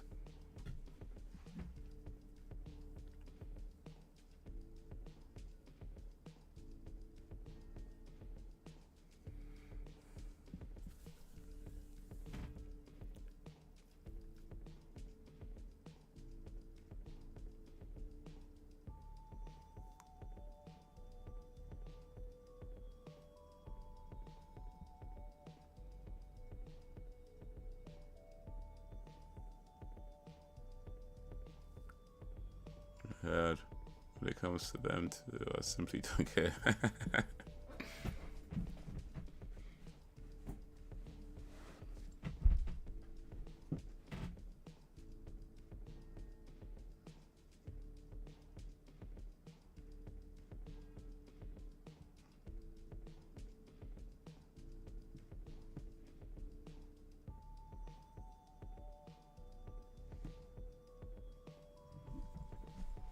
I disregard something that's already been said, though.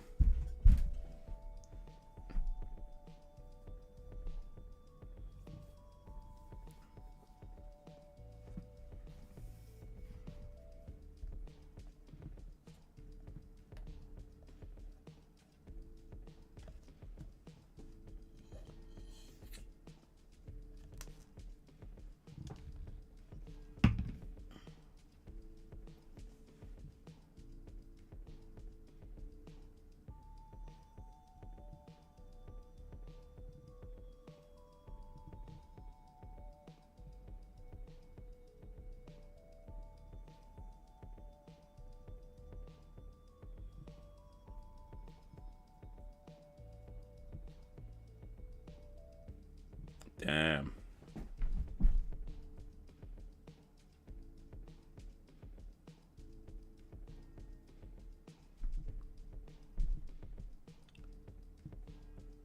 So the culture, color group thing, yeah, it's a bit of in between because people will be slick and say culture, not color.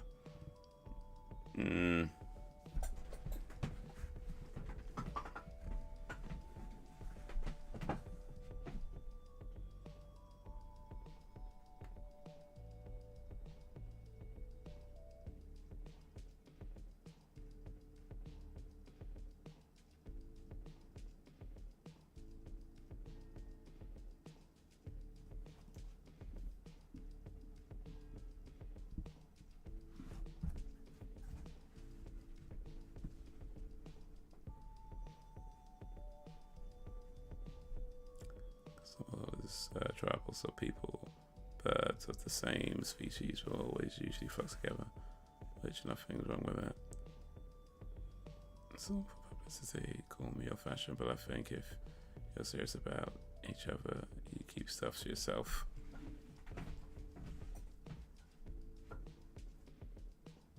Yeah, I think there's certain things that the public just don't need to know, and maybe Will Smith and Jada need to take that advice as well, you know what I'm saying?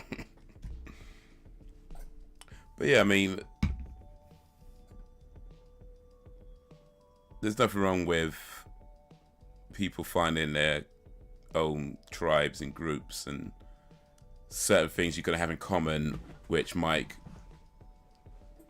make you gravitate towards people with that in common. That kind of happens as a natural thing.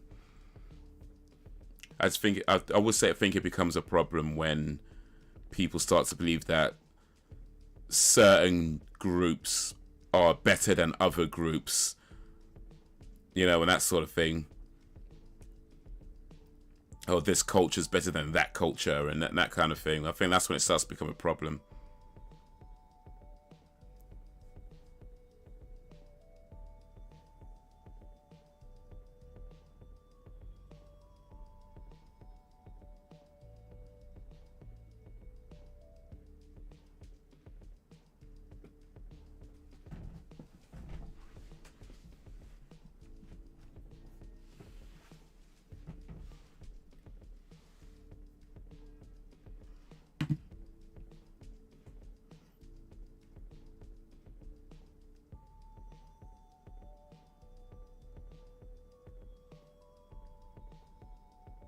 That is truth. When you hate, the only person that suffers is you. That is the truth.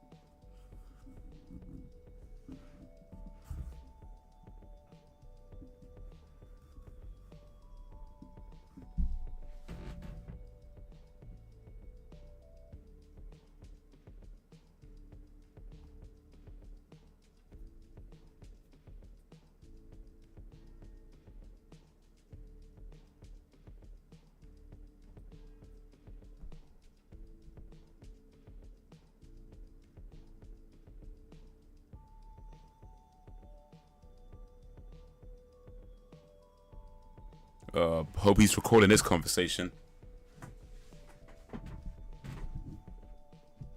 I mean,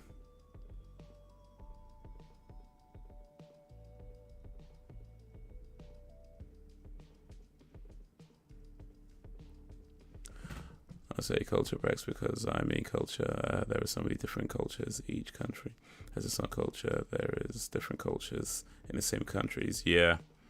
Cultures, subcultures, subcultures. Yeah. I do hate and I don't do forgiveness. It ain't for everyone. Well,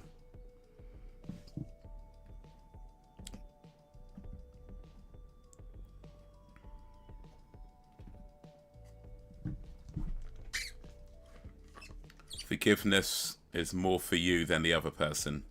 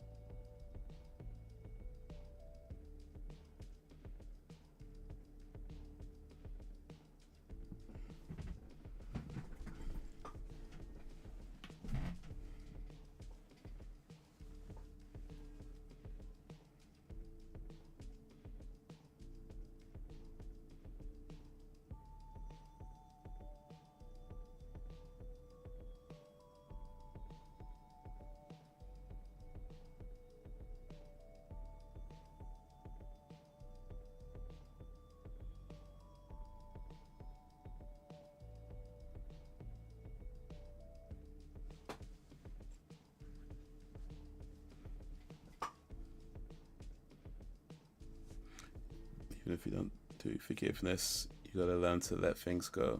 Otherwise it consumes you. Yeah.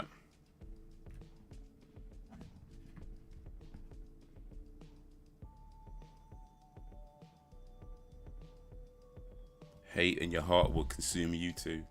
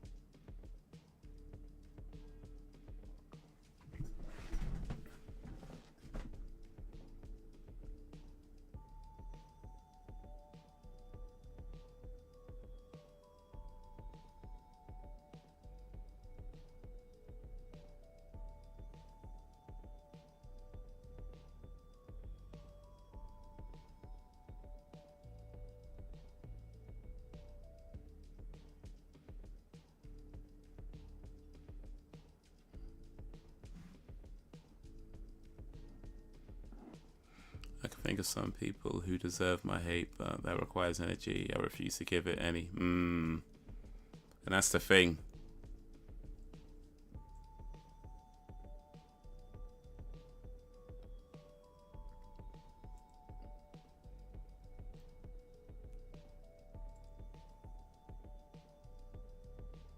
Hate just consumes a lot of energy.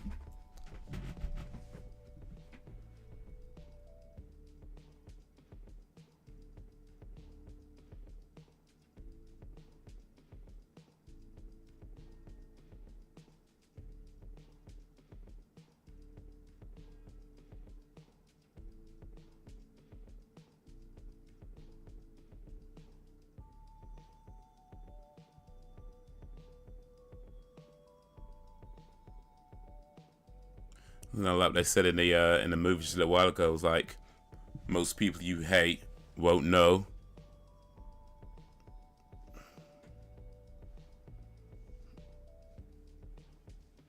Oh, they're not gonna put him on trial. Yeah, most people you hate won't know, and everyone else won't care. It's just a lot of energy you give something that doesn't give you anything back in return. But hate's not an emotion you should ignore or pretend it's not there. If you're feeling hate or hatred, the question is why you're feeling it and what can you do about it.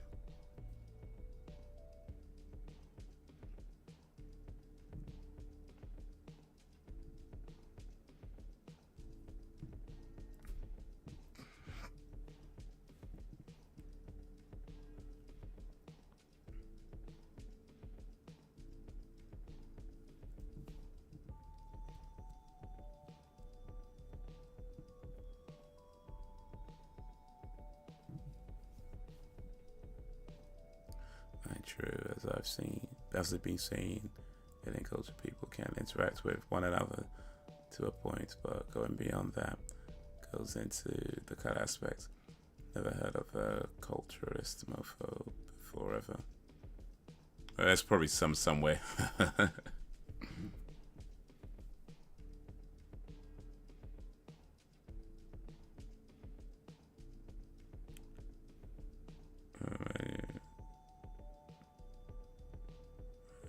That's so good. I can still read it anyway, so it's so good.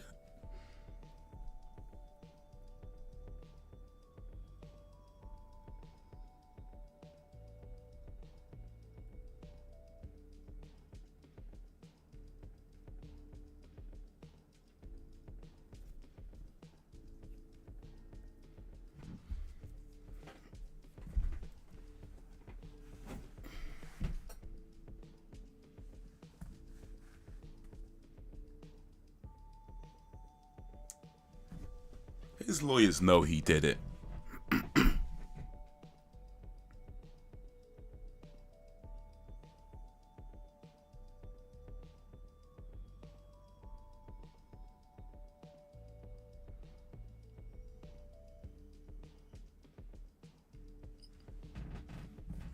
She did some unthinkable things. The other refused to give her any energy.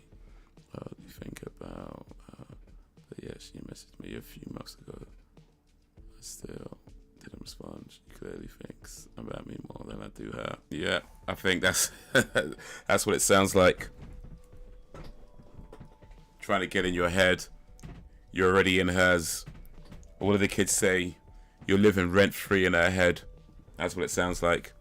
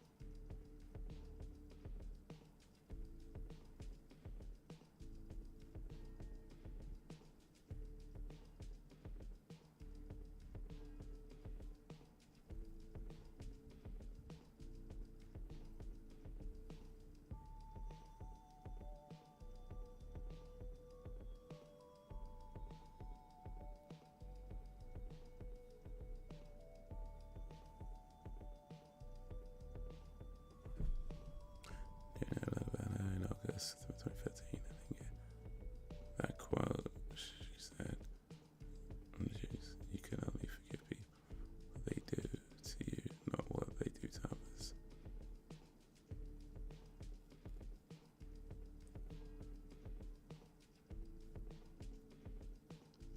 I mean, yeah.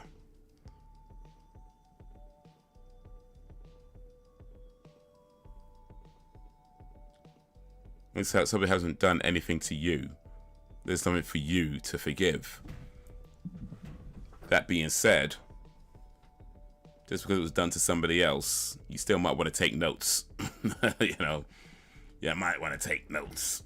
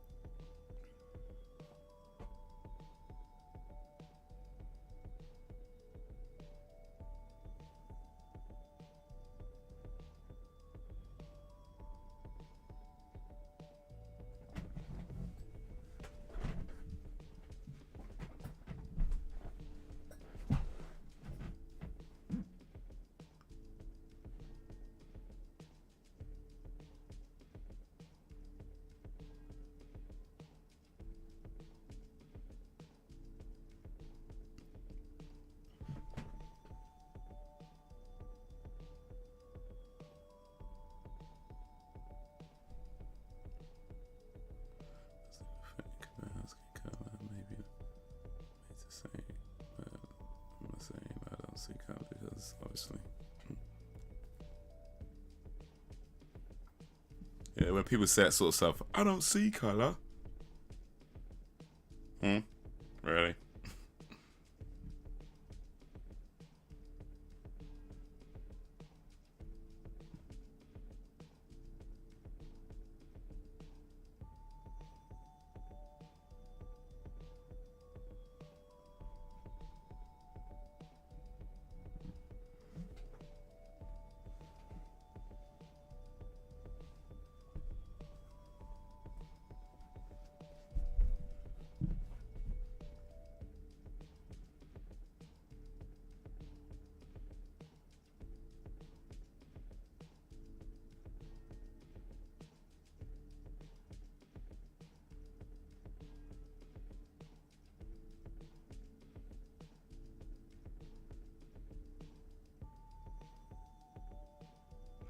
I was just talking about how after she did the brown-eyed, blue-eyed exercise, when the people went from getting at her and her husband to targeting her kids.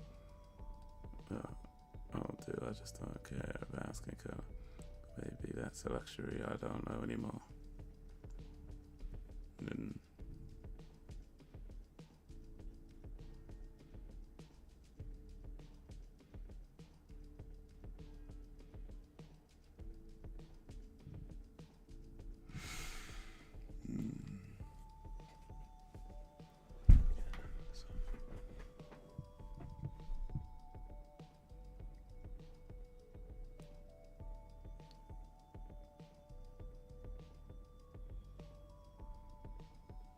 yeah, it's one of these things where I'll say that I generally try not to care about, you know, skin color and things like that when interacting with people. Is treat people as fairly as you can, regardless, right? But yeah, sometimes you get reminded, you know, it's like, ah.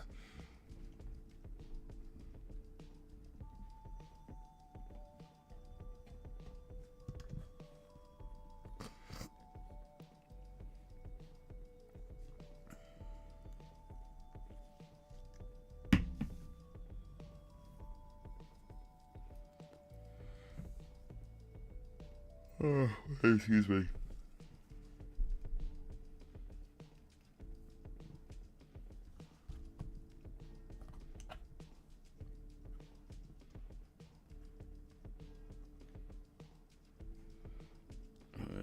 yeah, I say obviously everyone sees each other's color. It's the first thing you notice in someone, because if so, it'd be called colorblind. Marriage and dating.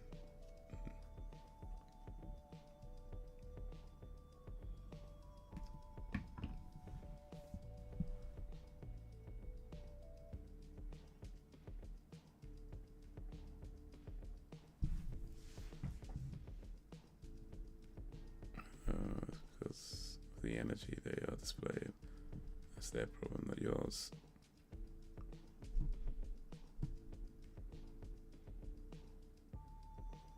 Yeah, indeed.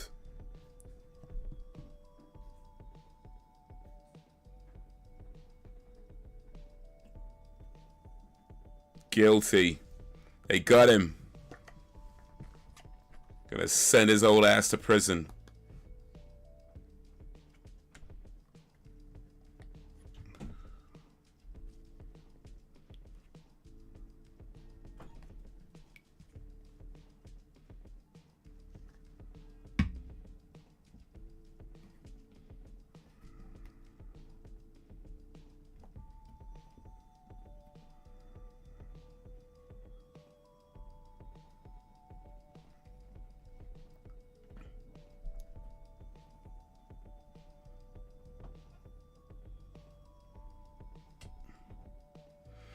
They got him.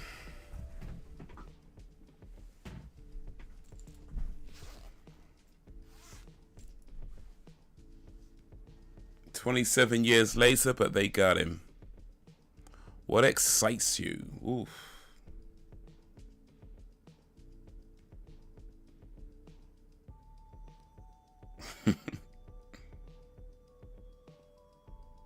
Mm.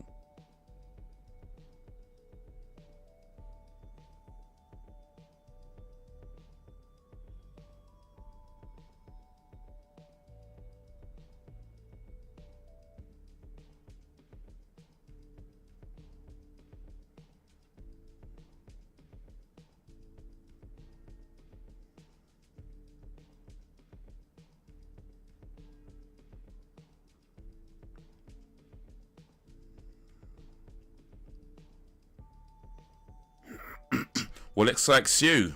Excites.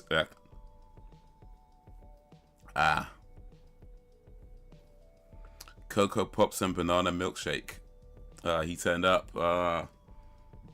Stay in the background though. What did he say? Yeah, I don't want to get too close. Baron Beckwith was sentenced to life imprisonment. His case is on appeal. February of 95 in Washington, D.C. 1 year after Ferdinand Murray was selected chairman of the NAACP. November 94, Bobby Court around Judge Mississippi Court bill to VT and remains with the District Attorney's Office.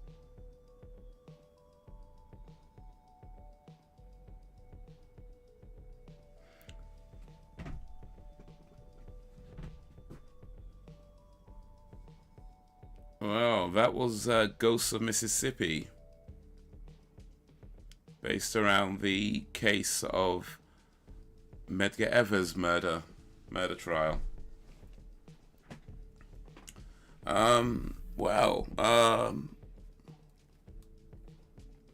Yeah, that. Ooh, man, I was getting a bit croaky right now.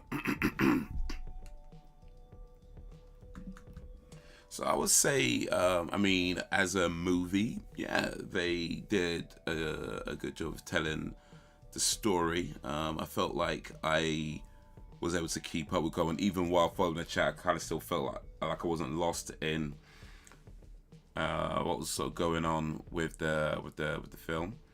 I like that they didn't pull any punches with going through the time and people's attitudes. I mean, this is 1997. They wouldn't pull punches. Maybe if they made this movie now, they might pull a few punches because they don't want to offend anybody, right? So I like that they didn't do that. Didn't pull any punches. What else? As learning about the internet, I guess to be fair, you don't learn a whole lot. Because it is based more around the trial rather than the incident and the person, so you don't really learn much about who Medgar Evers was. You know, you just know that he was a civil rights leader. You know that he was trying to. I think they mentioned voters, or did I read that on Wikipedia? I can't remember if they mentioned it in the movie, or I might have read it on Wikipedia. But I think they did mention a few things, but you don't really get to learn a whole lot about who he was, because it is based more on the trial. And you know, that's fair. As a film, you don't have to do these things. You obviously tell a story that you focus on bits that you want to focus on, and that's fine. But just as a point of note, you don't learn much about him. But overall, yeah, it was an interesting film.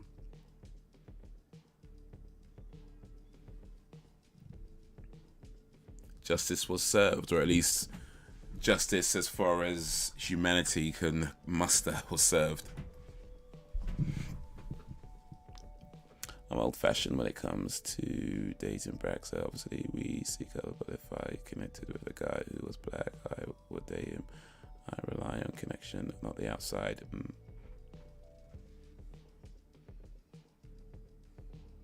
And plus, a number of races has a level of anti-blackness or disgust towards darker skin complexions within their cultures. Yeah, there's truth to that. There's truth to that, and that's down to a lot of different reasons why that happens.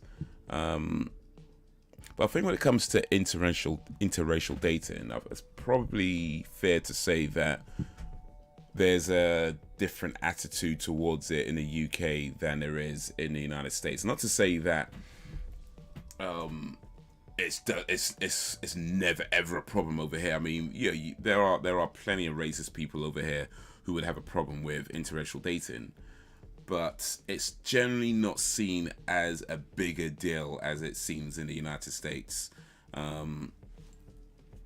At least going by the movies and TV shows that get shown, it seems to be a much bigger deal over there. Like, I remember when the film Get Out was being made, and Samuel Jackson was talking about it, and he was saying that he would like to see what that film would be like had an American played the role rather than a British guy playing the role. And yeah, I think there's a lot to do with that. In America, there's just a different attitude towards interracial dating than there is towards that it is in the UK.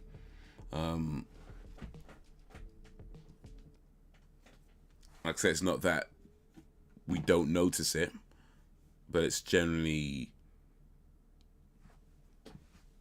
like you're not going to turn too many heads. But then again, I don't know. Like, there's plenty of maybe not plenty, but there's quite a few high-profile interracial couples in America. So I don't know. Maybe it is different there. Maybe it's not as big a deal over there anymore as it once was. I don't know. I don't know. But yeah, that was Ghosts of Mississippi. Interesting film. Appreciate the recommendation, Brax. Big up for that.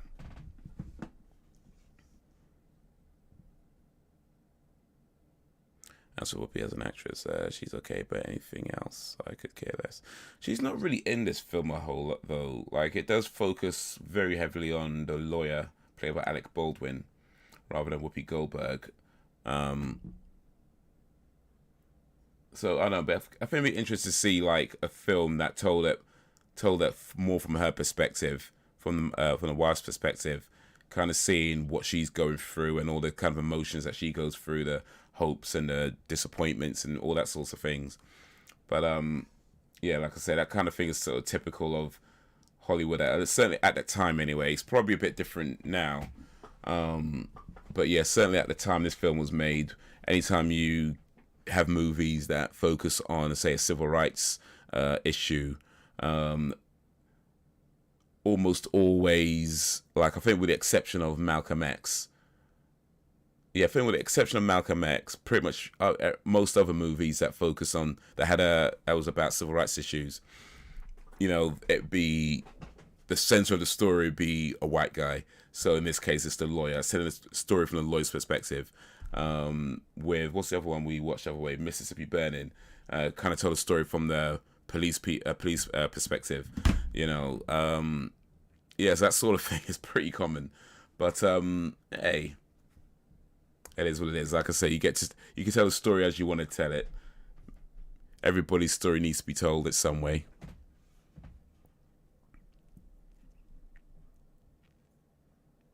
Yeah, one of the reasons is colonization. It's more low key over there in the UK. You've seen how the Arabs disease get down in your country. I mean, I don't know if there's that many. I mean, the ones that I see around tend to be rolling in, I don't know, Rolls Royces, drive around Rolls Royces and stuff like that, and just driving around like this in all these posh areas. But I don't know. That's probably not all the Arabs, I'm sure.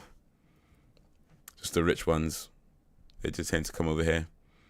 You have people from all over the world living in the UK, Brax. Yeah, and that's true. Actually, London is one of the most culturally diverse cities in the world.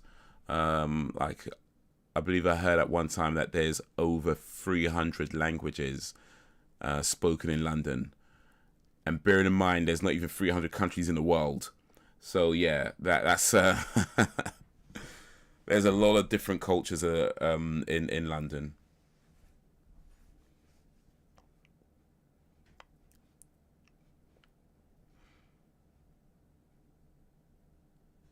It's deeply rooted over here, and it was okay to buy law and everything else. So, in its American history, yeah, as I've heard mixed things about England. Yeah, I mean, there's a lot of things about England. Some good, some bad, some in between. When it comes to racism, I know there's a lot of people like to pretend like England doesn't have a history of racism. Not true. Not true at all. I wish it didn't, but it unfortunately does. And it is pretty deep rooted. But I think in modern times, a lot of it is very covert, which it's one of those things where you when it comes along, you don't always know that's what it is. And it sometimes takes a minute, or maybe like you start to notice patterns, and then it's like, oh, okay, now I know what it is. It's not always blatant in your face. Oftentimes it's very like undercover, maybe certain snide remarks. And I say, we were saying before, like, a lot of people have, subconscious racial biases where they might say something that they don't necessarily mean in a racist way, but the way it's said or the way it comes out doesn't always go down so well. You're kind of like, what?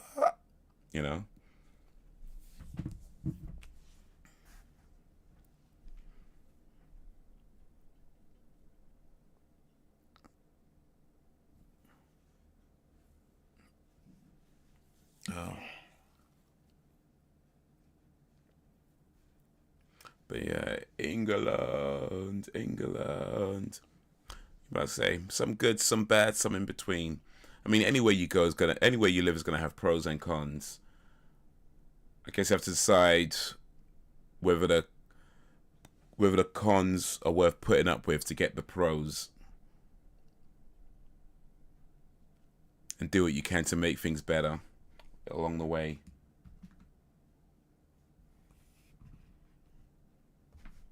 There's no such thing as perfect, but there's also things that don't necessarily need to be there, right? Some things just don't need to be there.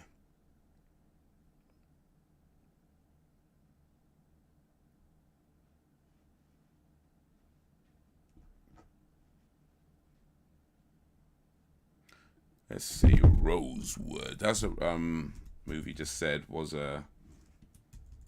I want to check though, because to be honest, if this is another race-related movie, I might have to leave it for another time. I ain't got a front on that. If there's another, I mean, they're important movies. I know we gotta watch them. We got the 1997 film. They're important films, but we've watched a couple so far. I have to give that a little break. So yeah, there's a dramatization of the 1923 horrific racist lynch mob attack on an African American community. Yeah, let's see that. Let's save that one for another time. Let's save that one for another time. Let's come back to that one. Let's see if we could do something that isn't so heavy and that I don't have to pay extra for as well. So let's see what we got here.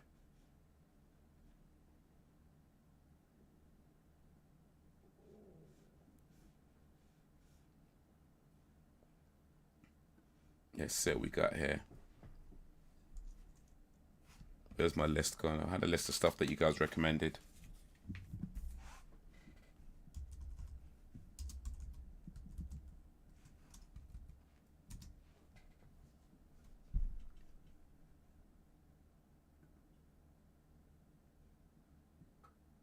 Okay, how about All Hallows Eve for next week? That's on Amazon Prime. That's included with the Prime membership. So if you've got a Prime membership, you can watch along. But how about All Hallows Eve from 2013? This is a horror movie about a killer clown.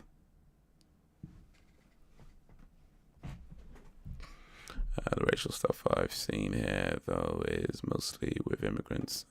That's just my experience, though. Yeah, I've seen that as well.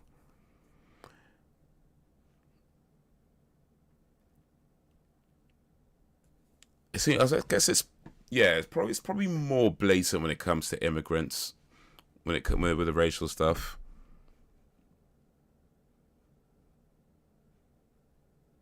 Here in the US, the Desi's and Arabs are known to be the ones in technology, medicine, or corner store owners, etc.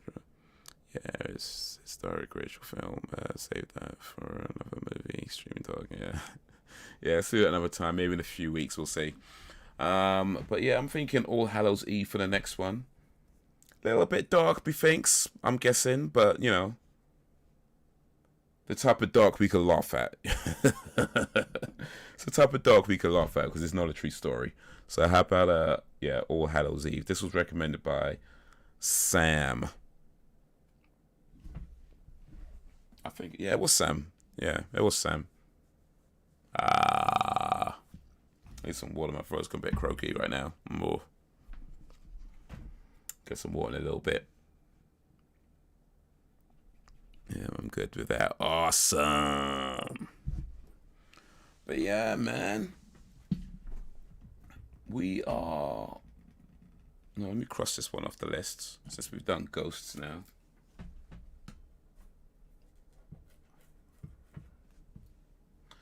So let's see. 1, 2, 3, 4, 5, 6, 7, 8. Got about 8 movies. Well, no. 10 movies to go. Well, for now at least anyway. We'll see if we add any more or not. We'll see if we add any more. But yeah, we've got a few movies to get through. But yeah, next week, All Hallows Eve. I've not seen that before. I'm guessing it's something to do with Halloween. That's what Halloween was called back in the day. All Hallows Eve. For those who might not know, that's the original name for Halloween. All Hallows Eve.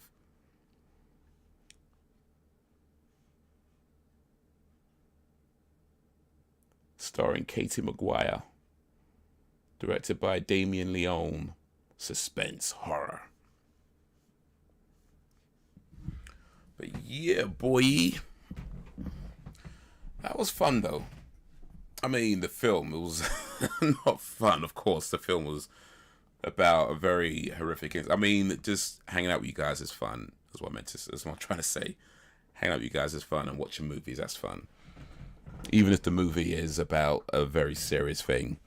But yeah, still fun to hang out with you guys. Appreciate you guys coming through. I hate being called a racist. I hate equally. I don't believe in singling people out. I think a lot of people throw that term around a bit too willy-nilly. You're a racist. You're a racist. It's like, oh, jeez, come on. I mean, it is true to say that there is a lot of racism in this world. Unfortunately, that is a true thing to say. And I think it is true to say, like, some people say things that whether they mean it or they don't mean it or didn't realize was racist. That happens. But I do think that when people jump to that as like your very first conclusion, it just seems off to me. You know, it just seems off to me. It's like, not to give people a pass for saying dumb stuff or whatever, or rude stuff or whatever, but at the same time, it's like, I think the more you throw that word around, the less it means, you know? And if you're going to call somebody something or accuse somebody of being something, you got to have more than just, that's what I think. I know some things are difficult to prove. I get that. But even still, even if you can't prove it, you got to have more than, that's what I think. You got to have more than that when it comes to these sorts of things. You got to have at least something to back up why you think that. And not just, oh, he said something I don't like. Right, come on, man. Come on, man. But anyway. Let me take a strap still.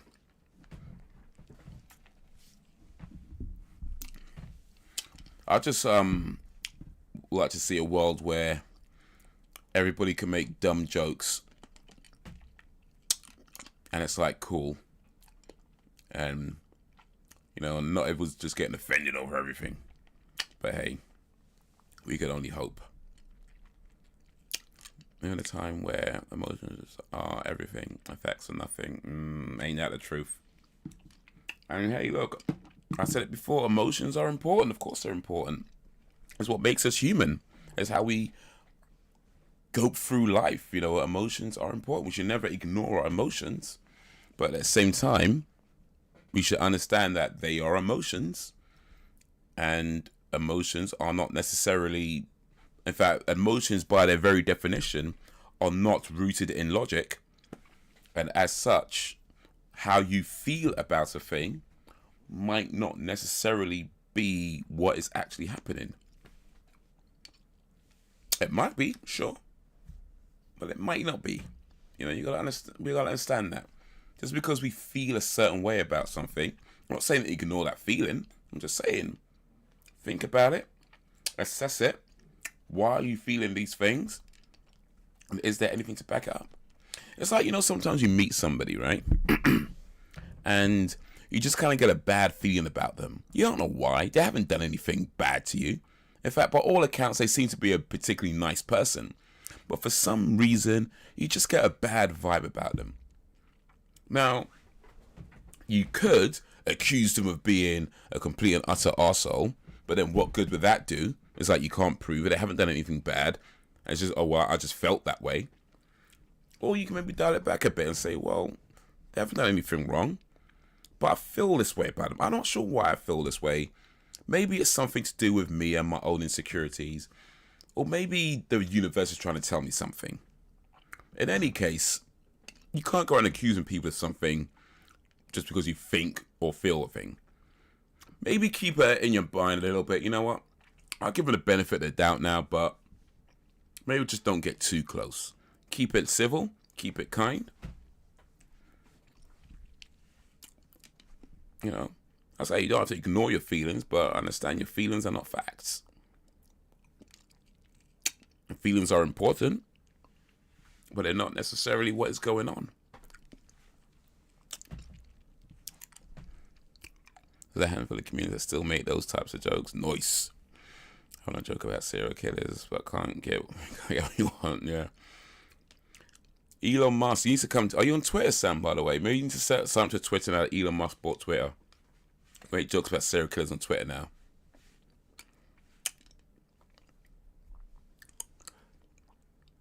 I can honestly say, whenever I get a bad vibe from someone, I have been right. Ooh, you definitely want to pay attention to those feelings. I'm on it, but never use it. It might be time to start using it more. Just might be. At least until Elon Musk buys Facebook. I'm going to start tweeting now. No matter what I say, I'm going to end every single one of my tweets. Are going to say, Elon Musk bought Twitter. I can say what I want, bitch. That's going to be sound of every single one of my tweets from now on. I can say what I want, bitch. Elon Musk owns this platform.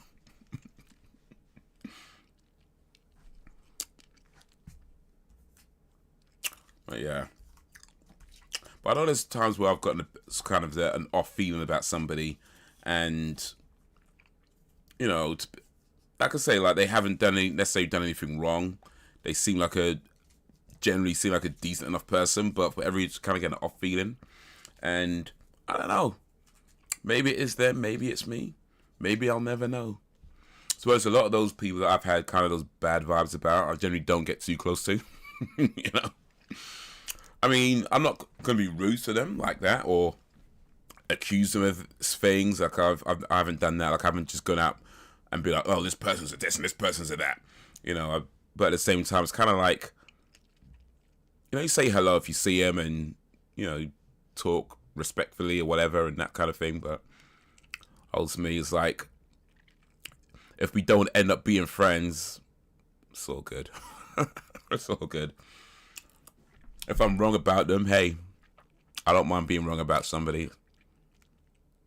It is what it is, but I'm not going to say nothing until you can actually prove it. And I'm not going to spend my time trying to prove it. Like I'm not that emotionally invested in proving whether they're a bad person or not, just because I felt a bad vibe about them. It's like, if it comes to light that they're an arsehole, then I might be like, I knew it. I knew it. But until then, it's like, yeah, I ain't going to say nothing. Just treat them as respectfully as they treat me. You know? It's all good. Because I have to try and make friends with people. They must just don't get me my humor. It's just effort. I see. I understand that. Some things are just long thing. It's a long thing. I get it. But it is almost 12 a.m. right now. It is getting late and my voice is croaking from the lack of water. So I should probably start wrapping this up soon. Even Elle thinks it's weird how I'm right about people.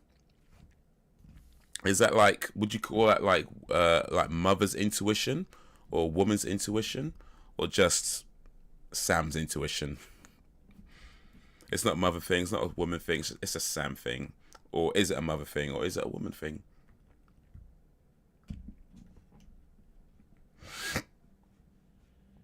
Sometimes you think somebody's a super nice person, a super great person. Turns out they're not. That could happen too. Could always put it the other way around. Sometimes you think someone's an arsehole and they're not. Sometimes you think someone's a great person and they're not. Sometimes you're right, sometimes you're wrong. Well, apparently Sam's always right, but sometimes with everybody else, sometimes you're right, sometimes you're wrong. It is what it is.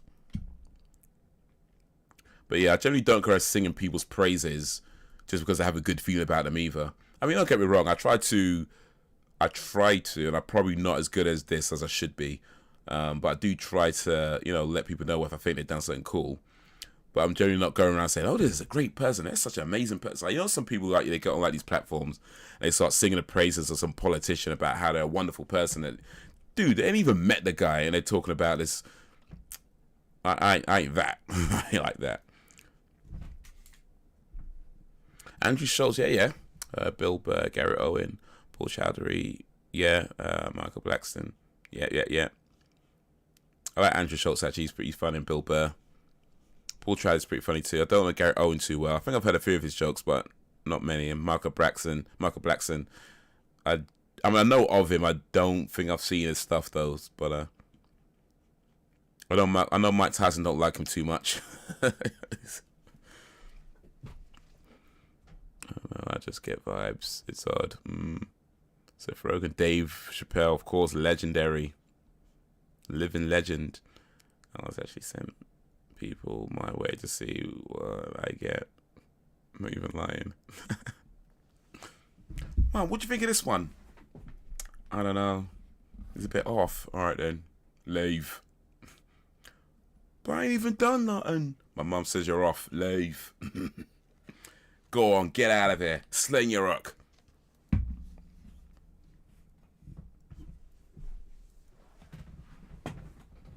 Bagger off. Yeah. Alright, so I have recorded the next reaction for Buffy the Vampire Slayer for episode 19, which is entitled... I've forgotten what's entitled, but I've recorded a reaction to that.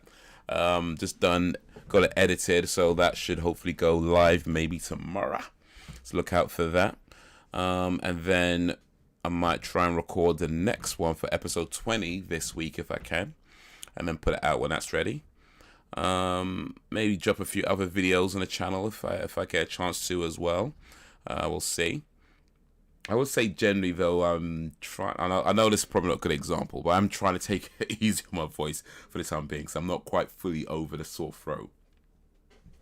So I know it doesn't seem like it because we just done a 3-hour live stream, but I am generally trying to take it a little bit easy. So I'll try and put some videos out if I can, but if not, then well, that's the reason why. Yeah, Michael Blackson on Wild 'N Out, best of Michael Blackson. Okay. I liked Wild 'N Out, that was pretty funny. Well, sometimes it was, depending on who they had on it. But cool, I'll make a quick note of that. Michael Blackson, Wild 'N Out.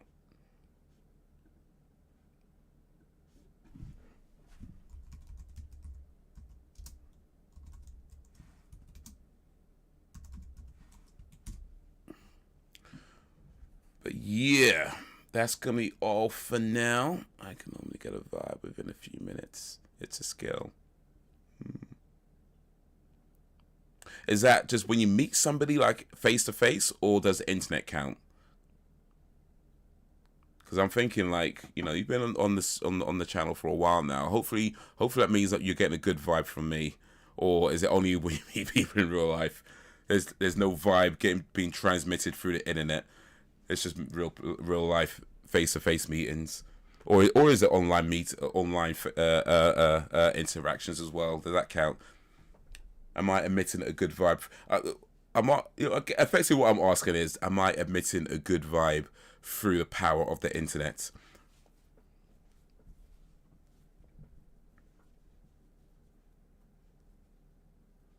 Or is my vibe too big to download? It's like 56k modem just comes through in bits.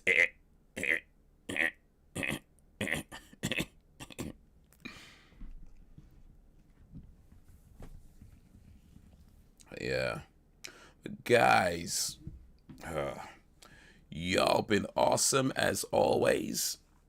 I'm gonna go get some water, maybe put a little honey and a lemon in it, or lime. Really, I ain't got no lemon left, so it's gonna be lime.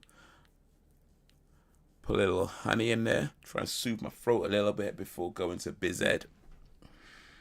And but yeah, hopefully this sore throat don't last too much longer, because man, it's been a while. It's been a while. I'm pretty much over. Like, I don't have the block nose anymore. I'm not sneezing, coughing, and things like. Well, maybe coughing a little bit, but not as much as I was. But yeah, sore throat's the only thing left, and it's not hurting. But yeah, I do have a little bit of a there. But I can do this now. Well, almost. I can almost do that. Almost. So yeah. Hopefully, just a little bit more to go. We'll see. We'll see. Normally face to face, I can get a vibe from people online though. Don't worry, you're good. Oh, awesome. If I got a bad vibe, I would never have subbed in the first place. Gonna join a couple of apps, True Social, Instagram, D Live. Oh, that's a streaming one. Okay, Twitter, Discord, etc. And the album will be ready soon. Yeah, I'm gonna record my soul album. First song's gonna be called Bewitched, Bewildered, and Bothered. That's how it goes. No, Bewitched, Bothered, and Bewildered. That's how. Yeah, that's my first song. My rendition of Bewitched, Bothered, and Bewildered. Bewitched, bothered, and bewildered. Am I? Do do do do do. And I'm gonna have no instruments, by the way. It's just gonna be me going do do do doom doom do do doom do do. That's my album. No instruments, no guitars, no pianos. Just me going do do do doom doom do doom doom do doom between words. I'm gonna record that album.